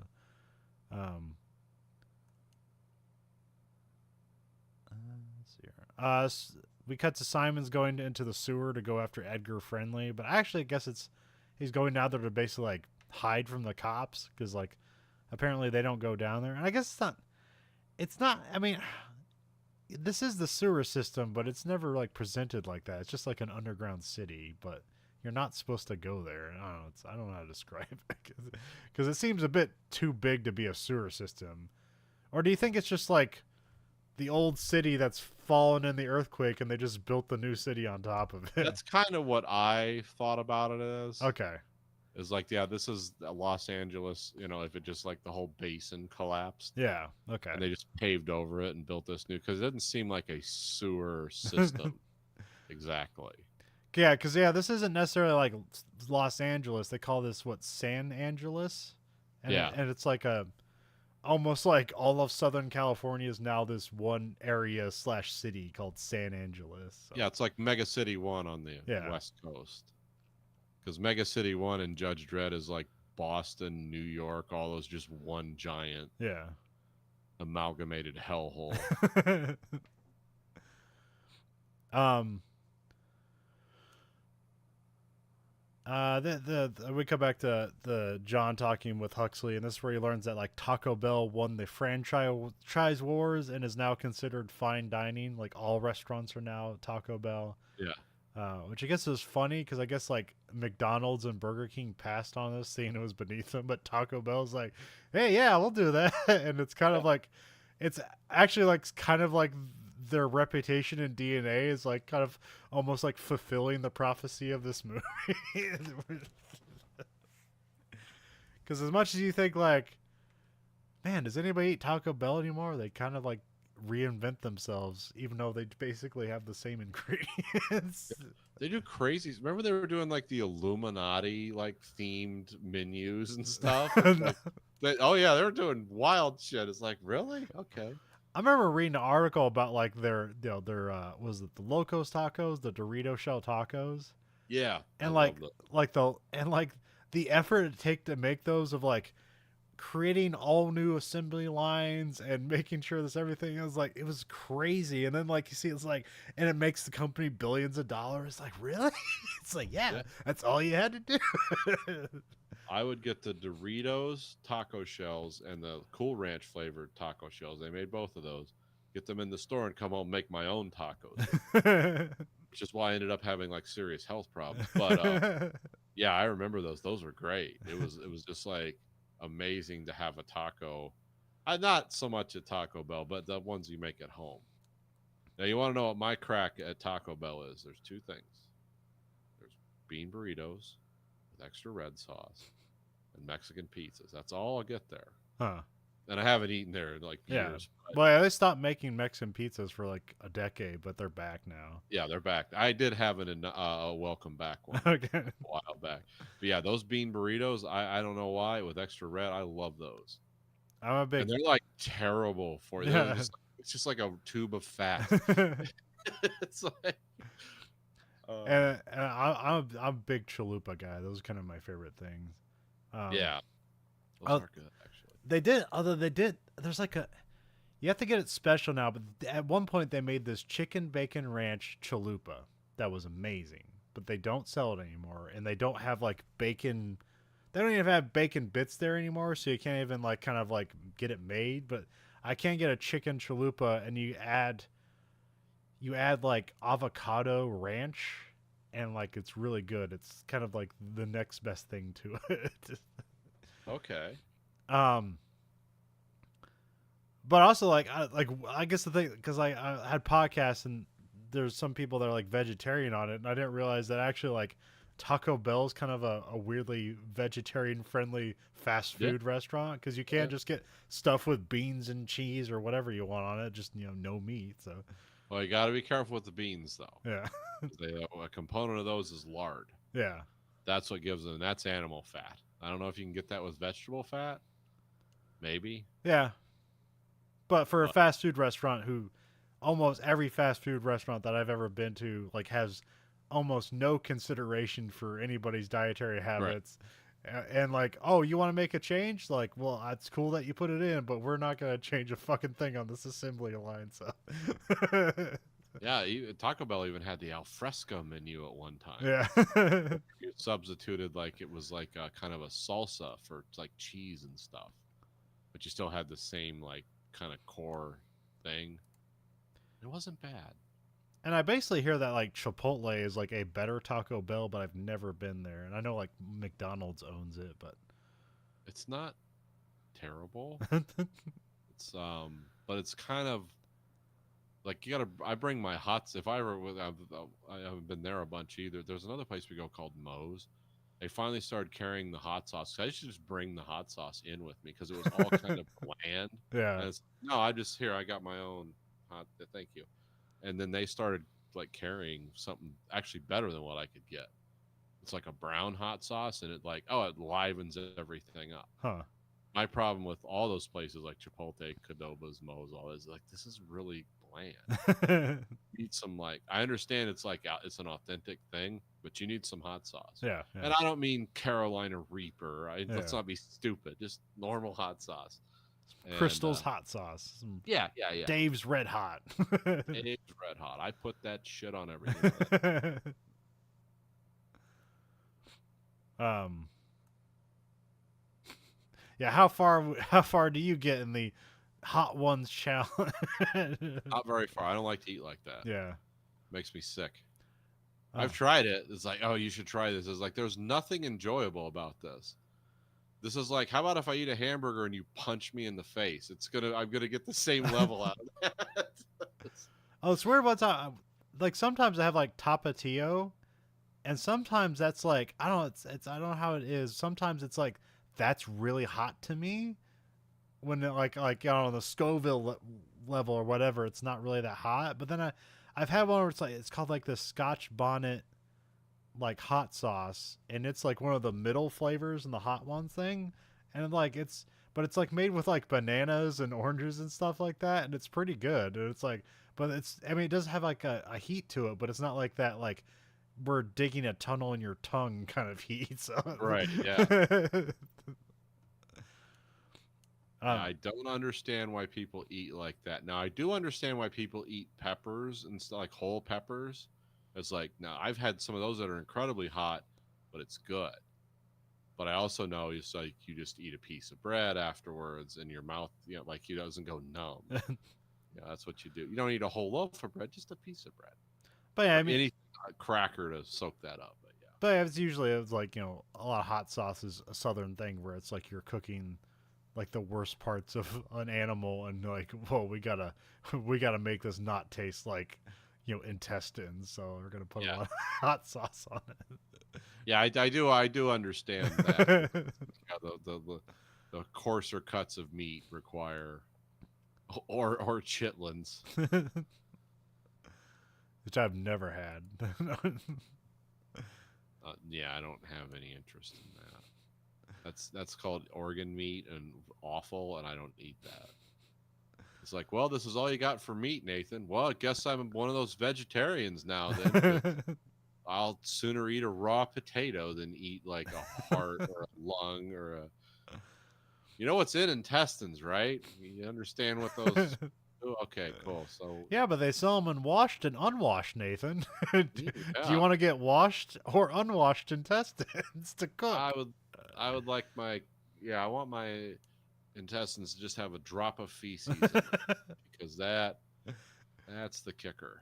But if you get real shrimp, you have to devein the shrimp, which that's just it's like get rid of the shit tube. But you're getting rid of it. Yeah, Eating it. not eating it. Yeah. Disposed of it. Yeah, that's you got to get the mud vein out. John has a philosophical argument with the doctor, which I can't even remember what it is. I mean, it's basically his argument is like, look at the peaceful society we created, and it's like, yeah, but now nobody has any freedom. Yeah. Then John notices like something sketchy and expects like some crime to happen, which is where Edgar and his gang kind of raid the Taco Bell food truck. Which here he learns that Edgar's gang are called Scraps. And then John gets angry, and then he stops them, like he makes a tent fall on them, and like everyone's like, oh yeah, we stopped the criminals. But then he immediately gets mad because he learns that like, oh, they're not just like stealing or creating chaos, they're just looking for food. And then he's like immediately disappointed with the society. It's like, why are there people in want when clearly you have everything? Yeah. Which again, that's not explored, it's just presented. So no. The uncomfortable questions would be asked about the United States as a whole if that became a philosophical thing in this movie.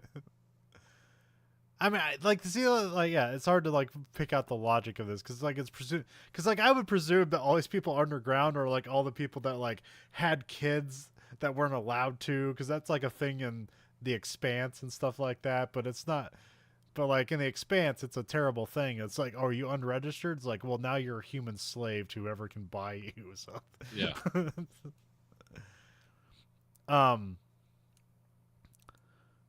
Then we cut to John talks with Huxley on the ride home. John wonders about his daughter, but then he refuses to look her up.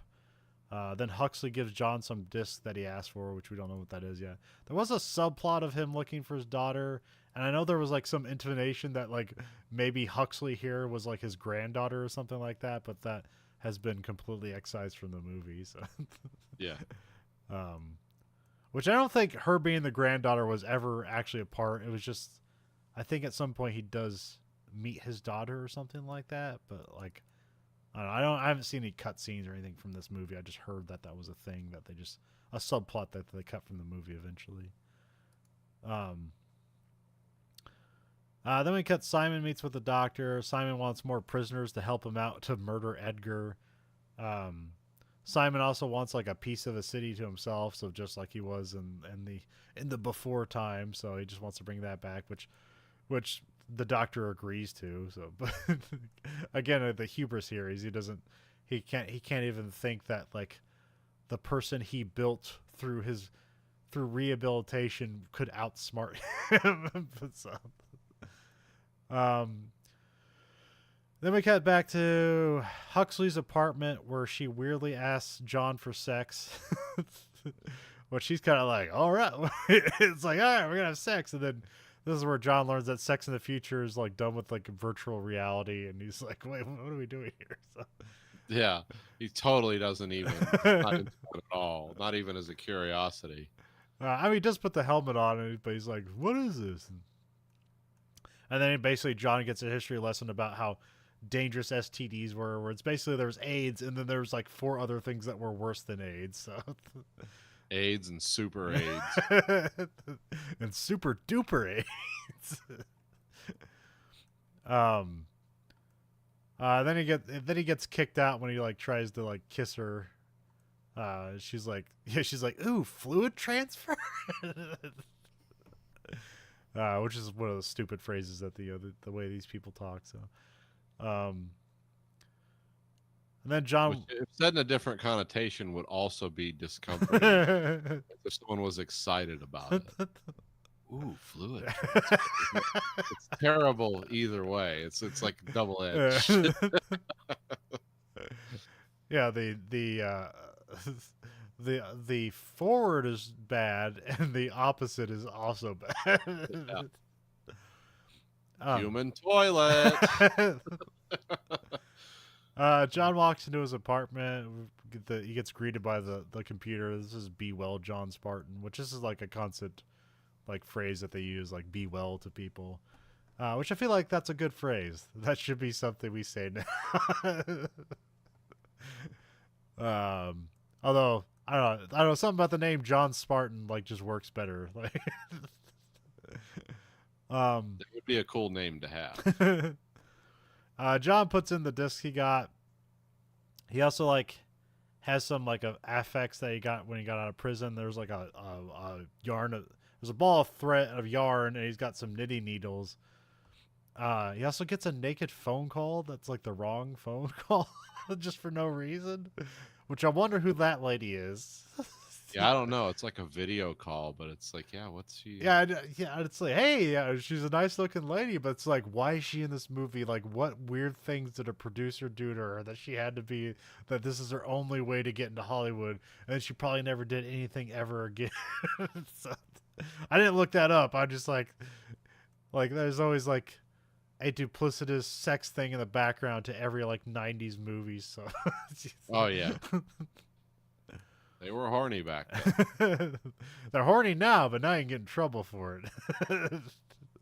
Well, Harvey got overturned, so. But it got overturned in New York, but not in L.A. Oh, okay. But hey, I don't know. If that's your hero, then maybe that will get overturned to you. Yes, my hero. Not your personal hero. Oh, just okay. listener. If your hero is Harvey Weinstein. Harvey Weinstein showed me that a big fat slob could make it happen. I mean, making cool movies. I don't mean all the rape and dungeon sex. You could also make that happen, apparently. But and then he but here's the video. The disc he has is a video of the doctor not getting killed by Simon. So this is where John is very suspicious of this. Is like, oh, this is the guy. Like, this is the guy that's in charge of everything. Like, he's making this happen. Next day, John meets Huxley and apologizes for last night and gives her a knitted sweater he made. And he's talking about how she learns about like he was implanted with like knitting rehabilitation, but also I guess just like sewing in general. Like he keeps calling himself a seamstress, which I always wonders like, is that gendered, like, or is that like the overall phrase? Like, would you call yourself a seamster if you're a guy into like clothing repair and builds? I think it'd be a tailor. Okay. Yeah. When I was making weird jackets, I was a tailor. Well, I just like seamster because it kind of sounds like teamster, but you know, the seams. I'm in the union. What do you do? Make jackets and shit. It's like the real blue collar guy, but he works with silk. I take pride in my craft.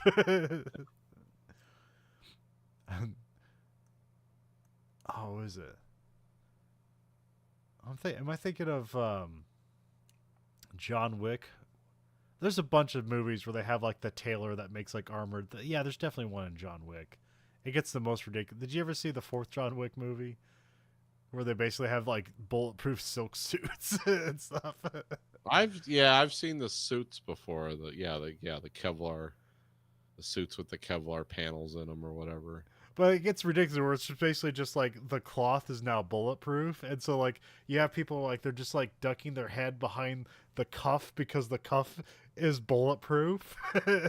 Oh, okay. I haven't seen the fourth one yet. Okay. I need to. It's long, but it's good. But yeah, so me and Grayson talked about it. I said, hey, you ready for 3 hours of that? She goes, I don't know, Dad. It's like, all right. Let's see here. They learn Simon. Here's where they learn that Simon, Huxley has to like use some extra, like panache to get into like this, there's a bunch of restricted stuff, but somehow she gets through it anyways. Which I don't know. For how restrictive this society is, she seems surprised that there's things being kept from her. So yeah. It seems like knowledge can be, I don't know, it doesn't necessarily seem like things like are being censored or taken away. It seems that like people can access any knowledge they want, they just can't use it. Yeah, well, they got to know what they're looking for. Yeah, that's true. That's why conspiracy theories are so powerful, because you never thought about things that way, and then you start looking into it, and then everything becomes that, even when it's not. It's why it grows, and that's why I say it's not powerful that it's legitimate information, but it's a powerful idea that people take into their minds, and suddenly that framework is applied to the most banal things. It's like, why did the lady at the bank look at me twice? It's like, no, it's not what's going on. But, she wasn't even looking at you, you narcissistic asshole. She knows that I know the knowledge, the secret power of death and life, or whatever. Yeah. They learned that Simon was like rehabilitated with like even more violence. So yeah. John suspects the doctor's behind Simon, so they go to Cockatoo Institute. The Cockatoo. It's Cocteau, which is why I started typing doctor, because spelling that correct every time was a hassle. Also, spelling Phoenix correct every time was a hassle, so I just started writing Simon. Because I always started Phoenix at P-H-E, and it's P-H-O-E-N-I-X. Oh, okay.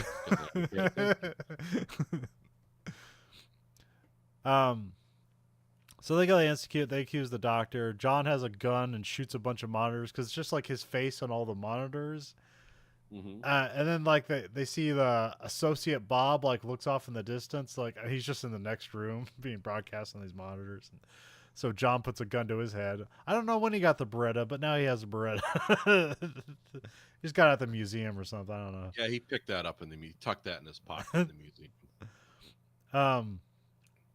But John ends up shooting the fine machine rather than the doctor, and then the doctor orders him back to be put back in cryo prison. Then we cut to John's like going down into the sewer to look for Simon because he said that like, this is where he's hiding, and this is basically where we learn that like, oh, there's really no consequences for anything you do. Yeah. Like we can understand like they aren't prepared to stop Simon, but they really aren't prepared to stop anybody for anything. No.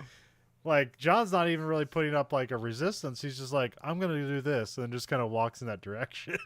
Yeah, he's supposed to be being taken back to prison to be refrozen. Yeah. But it's like no one's getting in his way. In fact, they're going along with them. Yeah, they're just with him. They're along for the ride. Like, oh, you're gonna sneak up behind him and stun him? No, that'd be terrible. So John goes down the sewer to look for Simon. Huxley and Garcia are supposed to arrest him, but they want to see what he has planned. They go down in the underground city where everyone is dirty and there's like grill smells and stuff, because John gets down there is like, all right, this smells awesome. They're all like, oh, what's that smell? And then John gets a rat burger and beer, and he enjoys it. Like, Yeah. like he's kind of disgusted when he learns that the meat's rat, but then he's like, you know what? This is way better than anything else I've had so far. So, Well, it's like when people make fun of like, whenever I get Chinese, it's like, oh yeah, because that's still the old joke. Like, oh, you get having some rice with a side of cat. It's like if they can make cat taste this good, I'm all in. I mean, unless I get like some kind of disease that eats my kidneys out or something. It's like if they can make porcupines and rats and cats taste like this. Oh, I don't care. It tastes good. Yeah. But they don't do that. And then Huxley is surprised that the people underground aren't hostile, which is again is a different look for these. Like, it's like, then what's the problem here? Yeah. What's everyone afraid of? Edgar shows up and holds them up. They all have like guns that they made or found or something. Like some of these, like, oh, he's got like Edgar has like this weird like double flare gun shotgun thing. Yeah, that is. Hold on, let me go to the. Oh, is that a real thing? Firearm database. Yes, that is a. That man, there's so many guns in this movie. It's a crazy list. And Edgar Friendly's is at the bottom. Yes, that is a Japanese Type 90 double-barreled flare pistol. Oh, okay, so it is a flare. It was used by the Japanese Imperial Navy in the 1930s, so it's World War II vintage, pre-World War II vintage. So yeah, it just shoots 2 flares though. Okay, here they kind of make it seem like it's a shotgun. Yeah, it's like implied to be like it's like a 10 gauge or 5 gauge or something, whatever big gauge guns those are. All right, there's some extra detail because we watched Memphis Belle, and then I end up watching the Masters of the Air show, and like there's a part where they have to like kind of signal each other with flares. Mm-hmm. And there's just like a gun in the roof that they load flares into and shoot. And it's like, oh man, I didn't know that was a thing. Roof gun.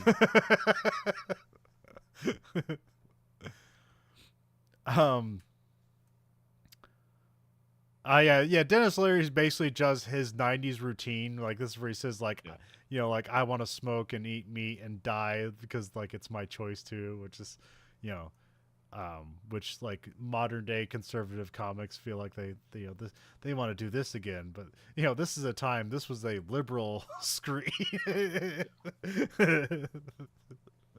Technically a Bill Hicks bit, depending on who. Okay. Yeah. I'm not taking sides. But. Yeah, well, I mean, we all know Dennis Leary got into acting and he quit doing comedy. So,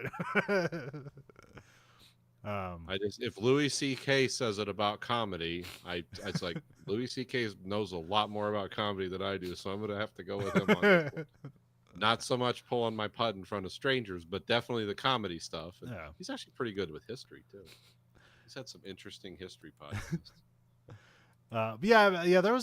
There was some stuff for like I think I saw like a YouTube like documentary about it, so it's probably all garbage. But anyways, they were positioning how like basically like who are we just talking about that he was ripping off? Bill Hicks. Bill Hicks like this routine, like the American people didn't like it because they were kind of conservative at the time he was coming up, and he was saying horrendous things about like their political, Was this like George Bush, Barbara Bush, and Rush Limbaugh in the hot tub yeah, like yeah. that? Okay, that's beautiful.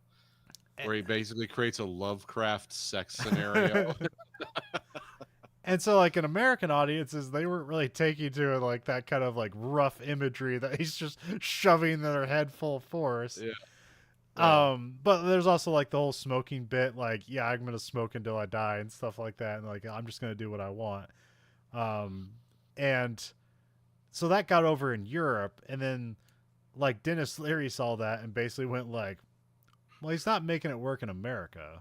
So what if I made it work in America? And that's what Dennis Leary did. He made it work in America. Okay. So was he original? No, but he did make it work in a different market. So I don't know. I have to ask Alex Jones about that. Alex Jones and Bill Hicks are the same person. Yeah. You heard that? Yeah. That'd be amazing if that was true. I would be like, what's that movie called? Like Miracle on 34th Street. I would be like, oh, the world is magical and enchanting. We gotta have another. We gotta have another trial about whether. I'm forgetting everybody's name. Whether Alex Jones is Bill Hicks. Yeah, I mean that would be great. It was like he never died; he lived on.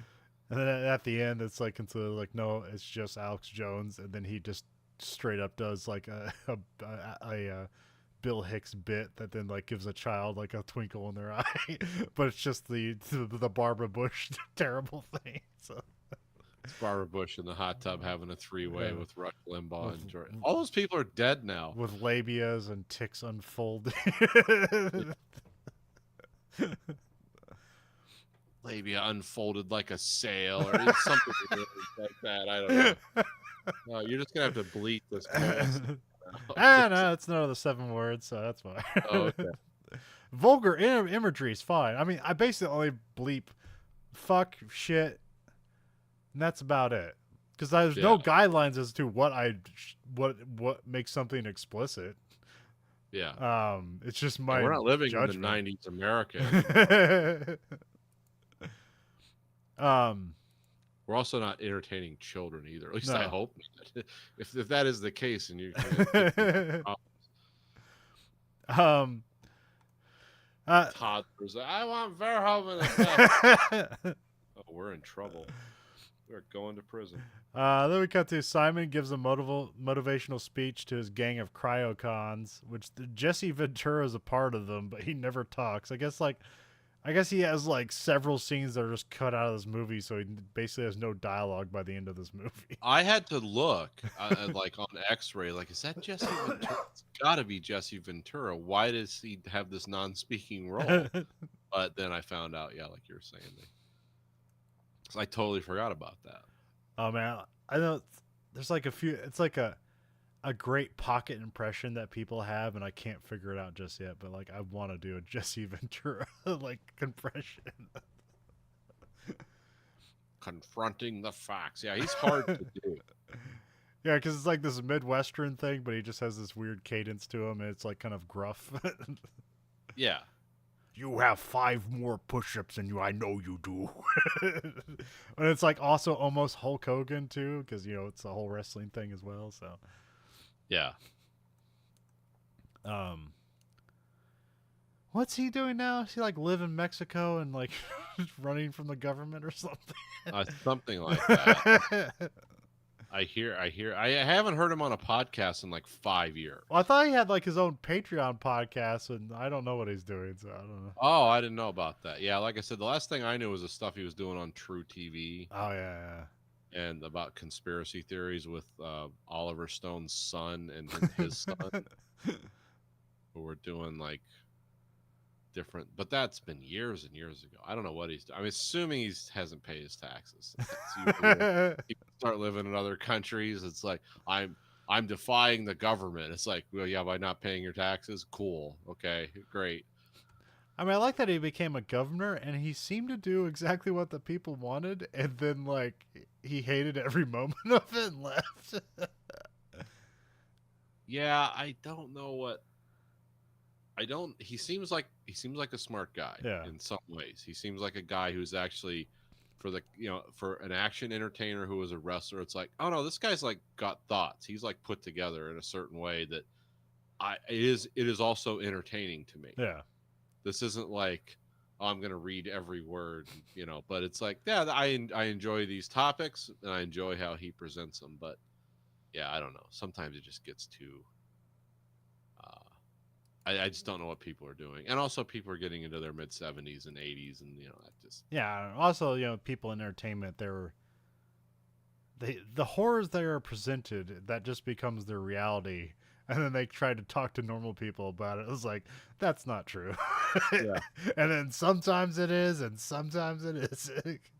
Because that you take that little peek behind the curtain of the horror reality of the ultra rich and entertainment, and then you try to go back to like what normal people have to deal with, and you're like, no, you don't understand. They're keeping this from you. It's like, I don't know, man. I'm never gonna get that peek behind the veil, so I don't see what you're seeing. Well, and sometimes people get so obsessed with like what the rich and powerful are doing. It's like, well, if that's true, I don't even want to know about it. And then there's people that get wild about this stuff. Like there's videos of Hillary Clinton eating a baby alive, like cooking it with a blowtorch and eating it. It's like, if you can show me that video, I want to see it. But I I'll get doubt that. I'll get the fire and the pitchfork, and we'll go together if you can present that video. Yeah, if you could show me that, cool. But otherwise, I don't know why you're. Don't get that excited about it unless you actually have the video. It's like, why are you freaking out? And then we're going to watch the video and like, oh God, it's true. But now I wouldn't even know if it was real. Yeah. It's like, well, that looks real, but Yeah, I with all don't the know. AI stuff, yeah, you can do some crazy things. And someone's doing that Yeah. right now. Yeah, that's that. Yeah, we probably need to start putting a Michael Bay cam into our show, because like this the talking head kind of flat trajectory thing to do, easily AI manipulated. So we need to start putting more cinematography that the AI can't follow. um. So yeah, Simon gives his motivational speech to his gang, and then they just immediately find John and Edgar talking to each other, and they try to kill them both. John ducks some explosions, and then he gets back to chasing Simon, who's that just now is like, oh, things aren't going his way, and he starts to run out. But also, like, all these people down here like have guns and will defend themselves, so that's way different from the people from up top. So, Simon gets up to the top and into a police car. John pops an elevator up through the ground and then gives chase in an Oldsmobile 442. Yeah. Which I don't know. Do you have any history with this car, Nathan? Is this supposed to be like a really cool car that's like rare or something? It's a muscle car. Yeah. It's not rare. Okay. I mean, what does that mean? 4-barrel. I forget what 442 means, but yeah. Oh, I thought that was just carburetor. Okay. Well, I don't remember. 2 overhead cam or something like that. Let me look it up. Oh, that was probably before overhead cam, wasn't it? Oh yeah, those would be old pushrod driven engines.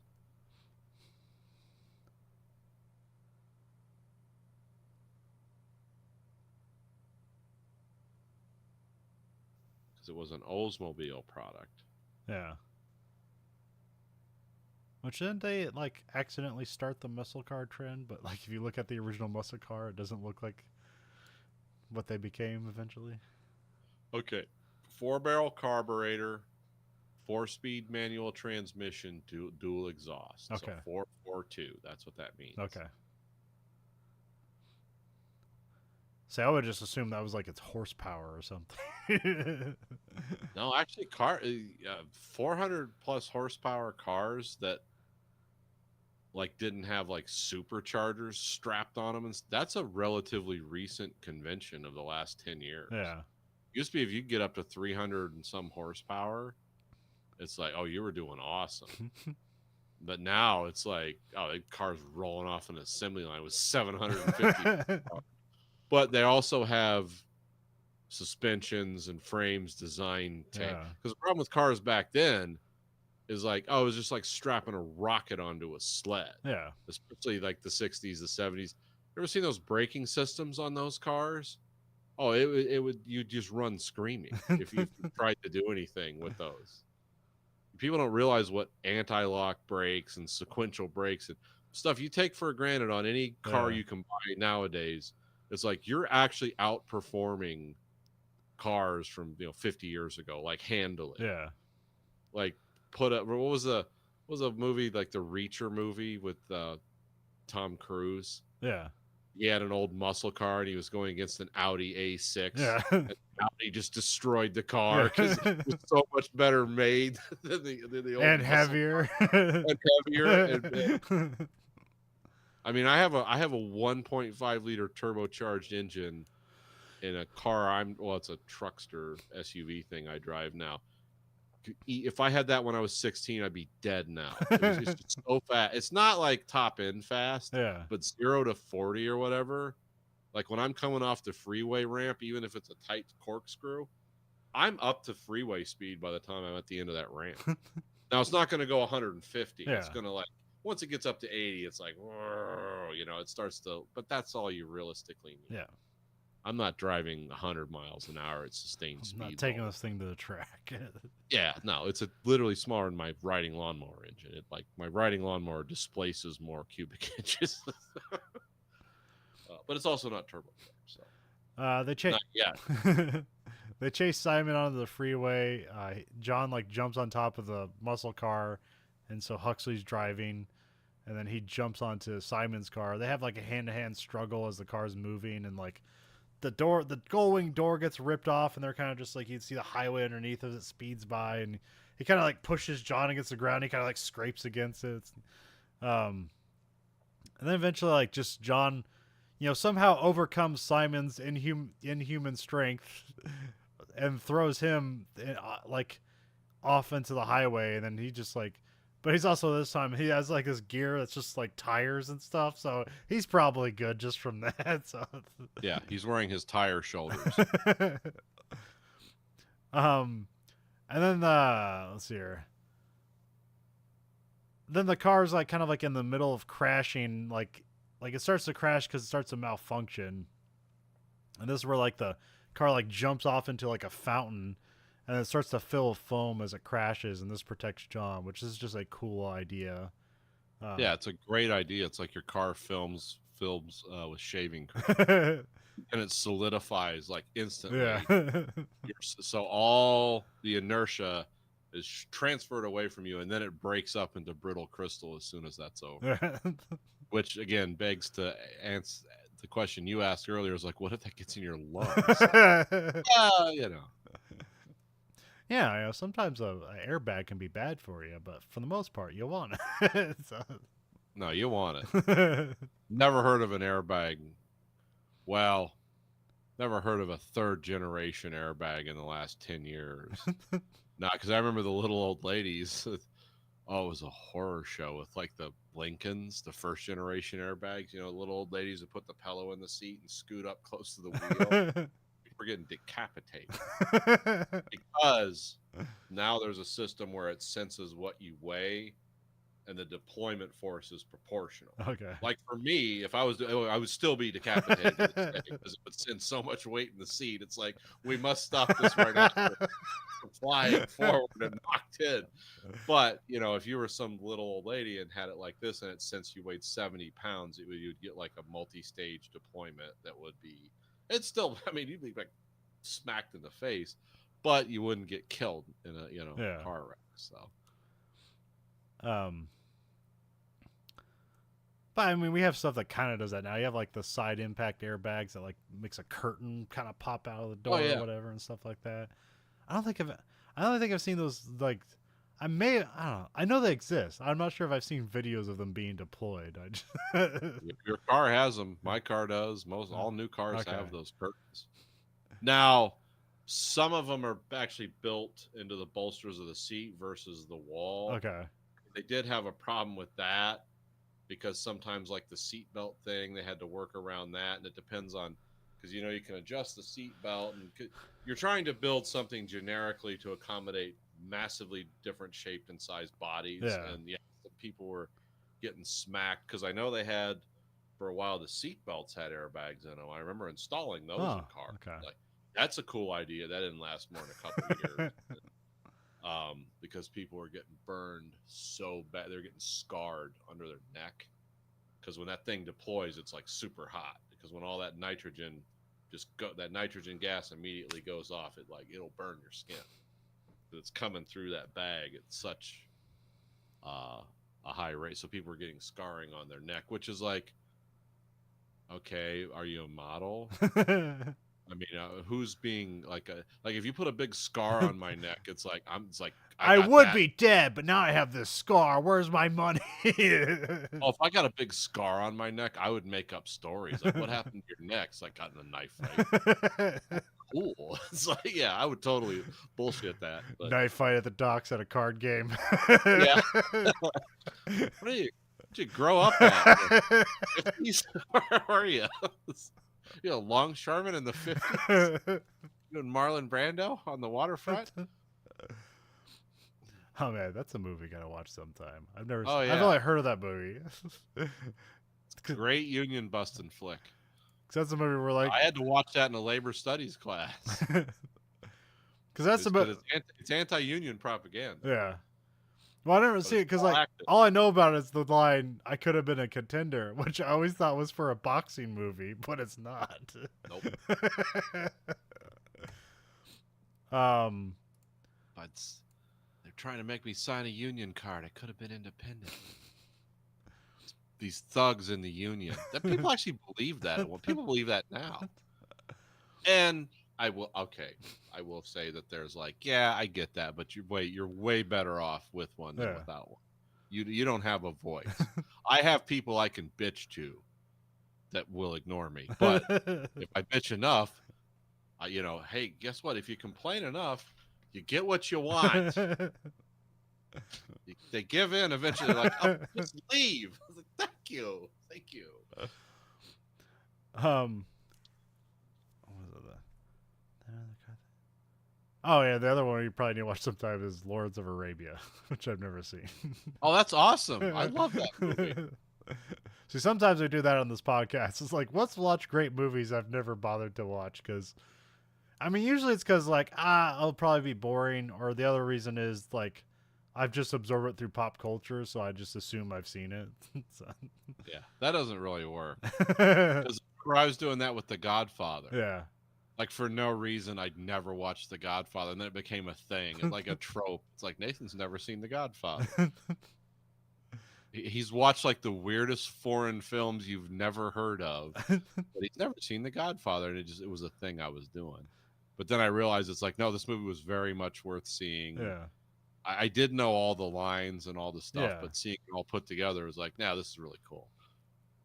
I was like, because we watched it together for the first time. Like me too, because I haven't seen it either. And I think I was sober for that viewing. Yeah. Unusual. And I think I made you watch that weird episode of the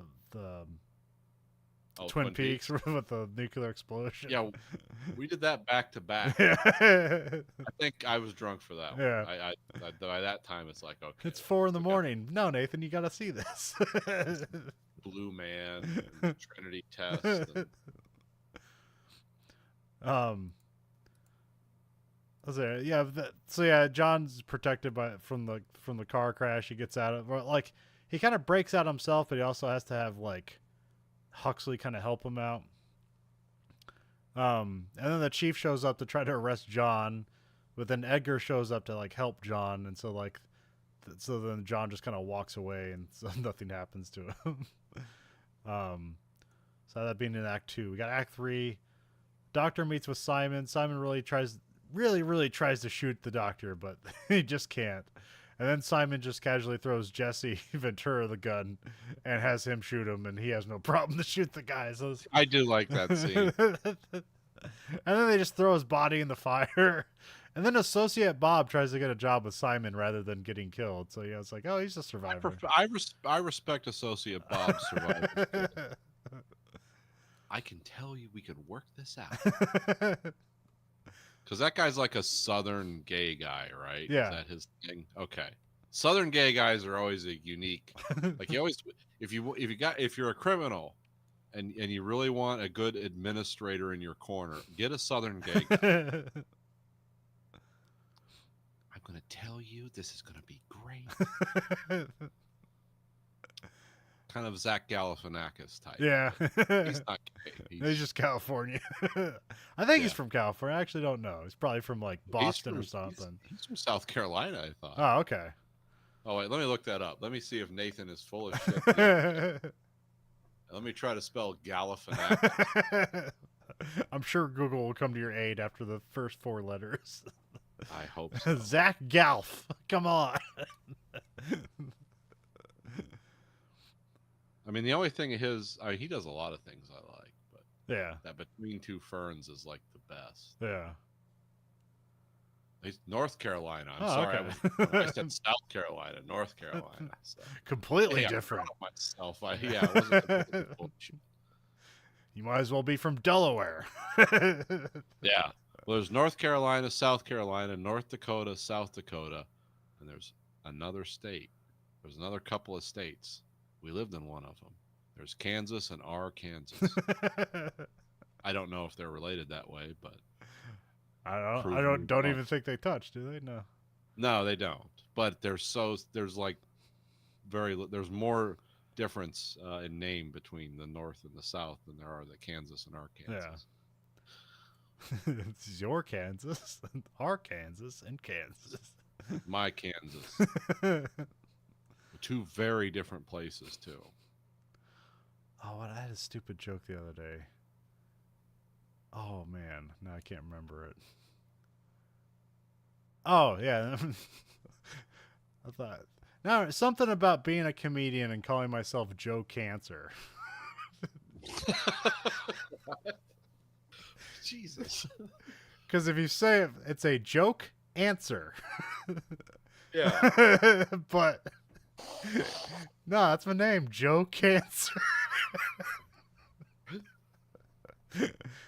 No, I got the double entendre. I was just trying to smear that together. I'd like to see that on the marquee. Yeah. No, Night only. Joe Cancer. Because people would read it in their minds and come up with the same double entendre. I hope he's good. He isn't. He's not going to be around for long.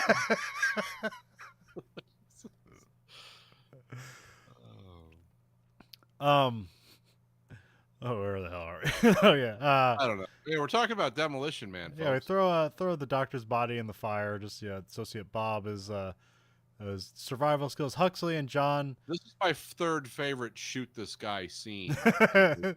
My number 1 favorite is from Fury, when they bring the SS guy out who was making the kids fight him. Yeah. And he goes to the one sergeant. He's like, "Hey, shoot that guy for me." Okay, and then someone walks up to him with like a Thompson, but they actually show it. He just like he like empties a whole stick into the guy. Like, thank you. Like, wow, these people are really nuts at this point, aren't they? And these are Americans doing this. We're the good guys.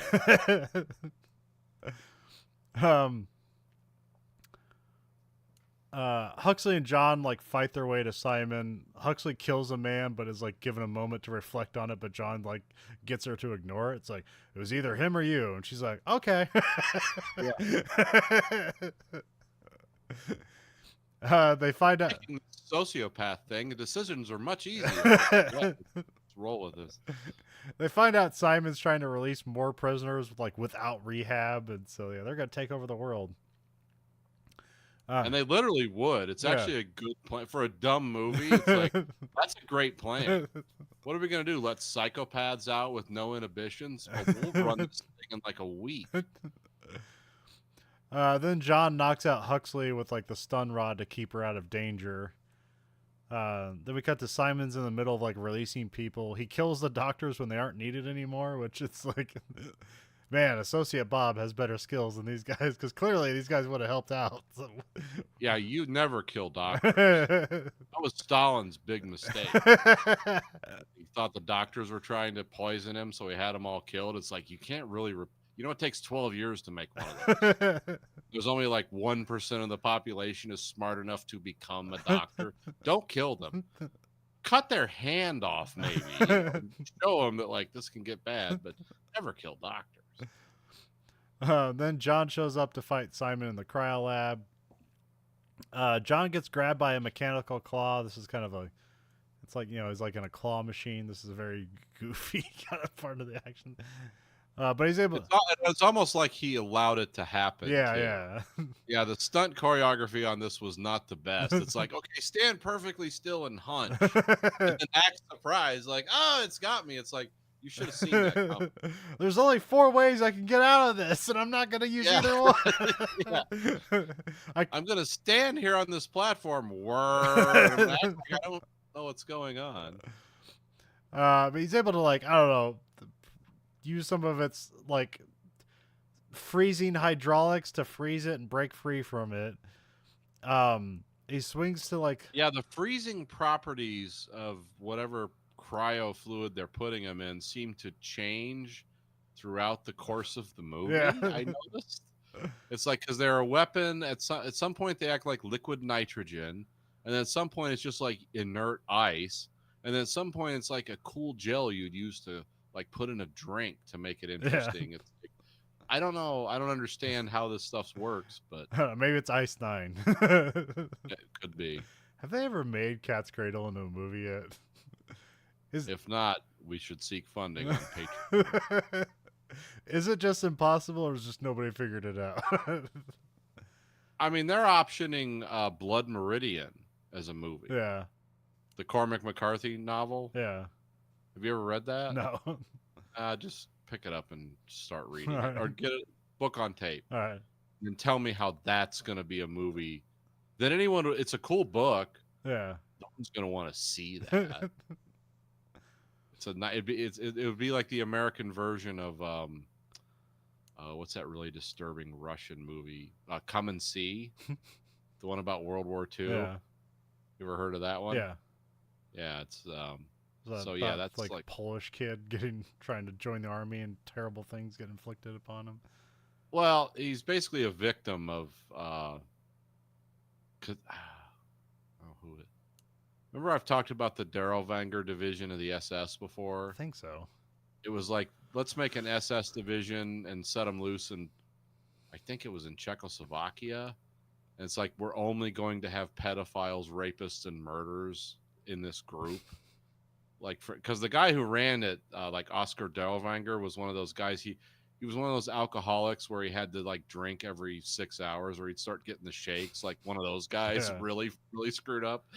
And and these people were they were monsters. I mean, just imagine an army of pedophile murderers, and you're giving them machine guns and say, "Do as you will," and that's what Come and See is about. Those are real people that actually did this stuff. And so Blood Meridian, it's all fiction, but it's basically about, Indian fighting in the Mexican territories and stuff. And it's like the worst stuff you could imagine people doing. And there's a main character in it who's like 6'9". He's called the Judge, and he's he's a genius, but he's also just a psychopath. And he corrupts everyone and everything around him. And it's like, they're optioning that for a movie, so they could definitely do Cat's Cradle. I just don't even know. Like, I don't even remember if anybody's like attempted it yet, but I'm sure they have. But it's like, I don't know how much Kurt Vonnegut stuff has really been brought to like screen, like just Slaughterhouse-5, or is there more than that? I know Slaughterhouse-5 for sure. Oh, did they make Breakfast of Champions in a movie? I want to say they did. I can't remember. Yeah, I think so. I can't remember what that book's about. I know I read it. I know it was weird and funny. No idea what it was about. Really, my go-to Vonnegut's always been Slaughterhouse-5, because that was cool, like multi-dimensionally. Yeah, but that's kind of, it was horrible things, and it's like, oh, and this guy actually lived through these very same things, but he's writing this weird esoteric story about it too, that's amazing. Yeah. So John's able to break free and like swing to like the second floor, and then Simon, like, I don't know, shoots a ice crystal, then he falls down to the first floor. And then Simon shoots like a lightning gun at him. I don't know what this thing does, or it just suddenly it just blows up It everything. just appears. Yeah. Although it is a cool scene, it starts blowing things up. There's a good running, jumping sequence that Stallone does. That just it looks cool, but it makes no sense. But it looks cool, so who cares? I Yeah. guess. They have a one-on-one face-off again. Simon gets the upper hand while like water starts to like cover the lab that's just spraying out of nowhere. And then John like crashes the cryo pellet that like freezes you on the ground, and then like Simon starts to get frozen, but like John's able to like jump up and grab the arm that's now just randomly flying around the room, and then he's able to like avoid getting frozen because like it starts to come back around and freeze the claw, but then he jumps off into the already frozen area, so that he's like cleared the entire mess here of getting frozen, but Simon's completely frozen, although it seems to be like an inelegant freeze because he's like completely frozen from the inside out, whereas like the cryo process seems to just like keep you in stasis, but you're not like frozen all the way through. Yeah, he's at cellular destruction now. Yeah, He's because now not he just kicks off his head, so it's like okay, yeah, he's now he's dead, and this is where he, like says like this is where the line from the earlier where it's like I lose my head if I didn't have it attached, and now it's become detached. So. it's paid off. Yeah. And that's the subtle brilliance of Demolition. Subtle, that's the word I use for Demolition Man. Yeah, subtle. It's a very subtle movie. Then we cut to the chief and Edgar to like try to find a middle ground, which is like that's how we're gonna save America, compromise. um, and then John kisses Huxley, where she seems to like it, and then that's basically the end of the movie. So, but again, not really a hint that there's going to be a sequel. Apparently, there was plans for one, but they never did that. So, No. I don't know what a sequel to this movie would be. So, Dumb. yeah. I mean, this movie was borderline dumb all the way through. No, it's but dumb, but like in a fun way, Yeah, well, it was cool enough where it kind of transcended that a little bit. Yeah. It wasn't like Free Jack where it was like, wow, this could have been so cool, but, if it was only better written and visualized. It's Yeah. like, well, this was that. Yeah. There's a lot of cool ideas in this movie. There's some well executed action scenes. There's some good performances for what the movie is. Yeah.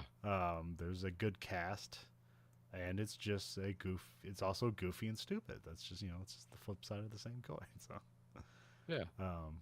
But it is no RoboCop. It is no Total No. Recall. It is none of it's just like here's an interesting idea, and here it is, fairly well executed. Well, again, it's an idea created by people. It's an impersonator of better things. Yeah. Yeah, it's not Brave New World. It's not 1984. It's not Blade Runner. It's not Total Recall. It's not RoboCop. But it kind of like has elements of all those in it. Yeah. It's got some great action sequences and some really dumb dialogue that pays off because it doesn't take itself too seriously. Yeah. Which is one of the redeeming qualities. It's why you should watch Demolition Man. Understand, it's like this is not heavy-handed. It's not taking itself seriously. In fact, it makes fun of itself. It's a Yeah, self-aware movie. which is good. It's actually a good choice they made.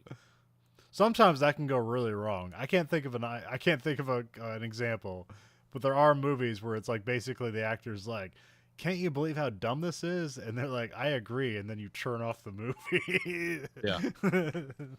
I agree with the actor. He is a talented man who has presented me with a way to get out of watching this. Thank you. Well, we're sending a probe into space containing the supercut of the imperfect collection that is the Verhoeven Effect. Nathan, what scene from Demolition Man are we chucking into space? Oh, this was hard. And I was thinking about this as I was dispensing fertilizer in my lawn today. I have no idea. I went so many different ways with the fertilizer and this, but I'm going to have to say, and you might not like this, the scene in the car with Sylvester Stallone where they're singing the hot dogs. And the reason I didn't pick other scenes, which I could have, is because that actually, like, to me, like, if you want to understand this movie, watch Sandra Bullock sing that song with her partner, and just observe the look on Sylvester Stallone's face while it's going on, and that's everything you need to know about Demolition. I'm in the wrong time. Yeah, exactly. We have you can find us at letterbox username VHE, which I really need to update. I don't think I've updated for like 2 months. But I don't know. Yeah. Hey, I'm still waiting to find out what Blue Sky Social is. So yeah, go ahead. It's Twitter. It's just like not as evil yet. Not yet. I don't know. I mean, it's like TikTok's gonna be made illegal or something. I don't know. So We're not, or we're gonna forget about it. I'm not even on. I've never been on TikTok. Am I missing something? I see TikTok on Reddit. I've never gone directly to TikTok. Because there's some people I see like, oh, this is fun. And it's like short form content. And then I go to TikTok to see it there. And it's like, do you want to sign in? It's like, nope, I'm not doing anything here. I'm just going to watch this one video. And then I'm gone forever until Reddit might send me this way. I mean, my attitude toward TikTok is if Chairman G wants to be my friend, come on the podcast. Can you imagine what a great Verhoeven effect we'd have with like me, you, and Chairman G? That would be cool. I'd be for it. And he could talk about whatever he wanted to, probably through a translator, even though I'm sure he speaks English. And that's fine. But yeah, until he's willing to do that, it's like I see no reason to sign in to TikTok. But 1 out of 5 stars, what are we giving Demolition Man? Oh, we're giving it 3. We're giving it 3 for effort. Okay. This is that wonderful 90s stuff that brings me back to my youth. That's fun to watch, but it makes me realize that, you know, the best time to live in is the present, not the past. What do you think Grayson's equivalent of this movie is? I have no idea. My son shares almost none of the interests I have in you know, weird movies, unless it's related to history. But that makes sense because, you know, he's like actually got a degree in history now. So that's but he doesn't like, hey, you want to watch like obscure Russian cinema with me? Or, sci-fi books you've never heard of? It's like, no, I don't want to do that. All right, what South Park episode would you think correlates to Demolition Man? Oh, there's probably a bunch actually. Oh, I'm sure. You can find us at verhoeveneffect.com. There we have listener support. You can support us at a monthly stipend, either 99 cents, $4.99, or $9.99. You can rate our podcast on whatever platform of your choice. You can rate us whatever you want, but the algorithm only listens to the highest rating. Remember, you control the algorithm. The algorithm doesn't control you. So give us the highest rating possible. and then write a scathing review. Yes, I want to know how I suck. I can't wait to hear from you. But you know, make the system work in our favor, please.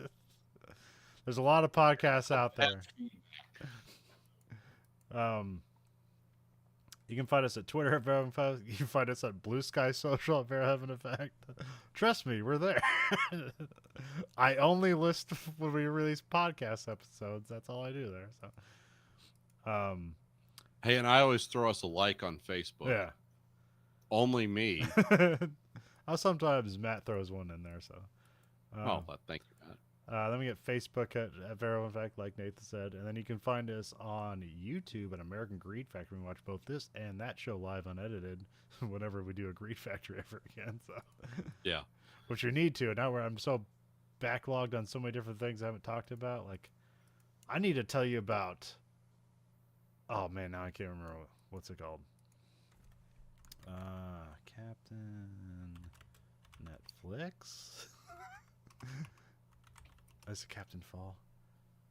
No, it's got to be Captain Fall. Captain Fall.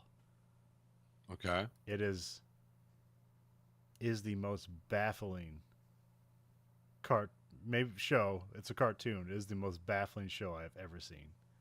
It is a terrible comedy.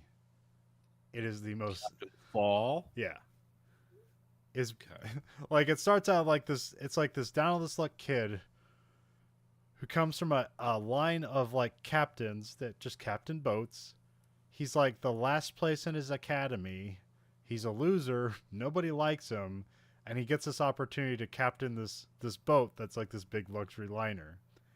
And then it just ends up being a whole like he's the fall guy for like this drug trade, human trafficking, and like it's not funny at all once we get beyond this point of like the plucky captain that's like there's like weird side stories where guys are getting like captured and lost in the Sahara and like getting eaten in trees by jaguars.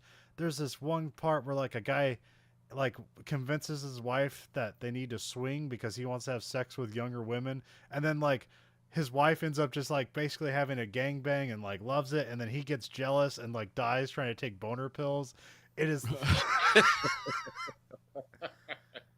Jesus Christ. and none of this is played for humor. It is Well, they're just playing it straight, huh? it's evil, but it's like but it's animated like, hey, it's Family Guy almost.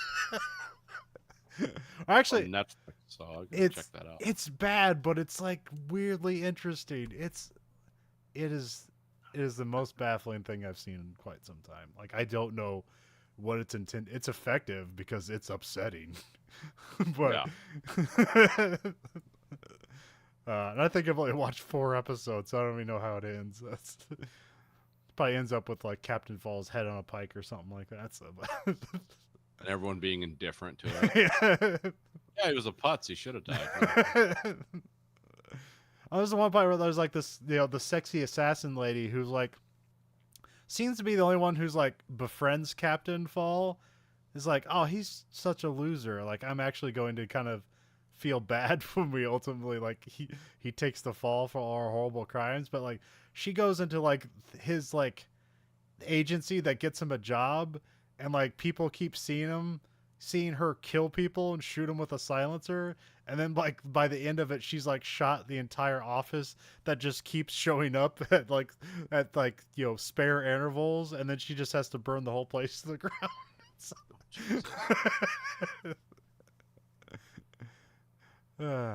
So yeah, eventually we'll have a greed factory and I'll talk about that weird garbage. All right, well, so for the Verhoeven Effect podcast, I'm Conlon. And I'm Nathan. Good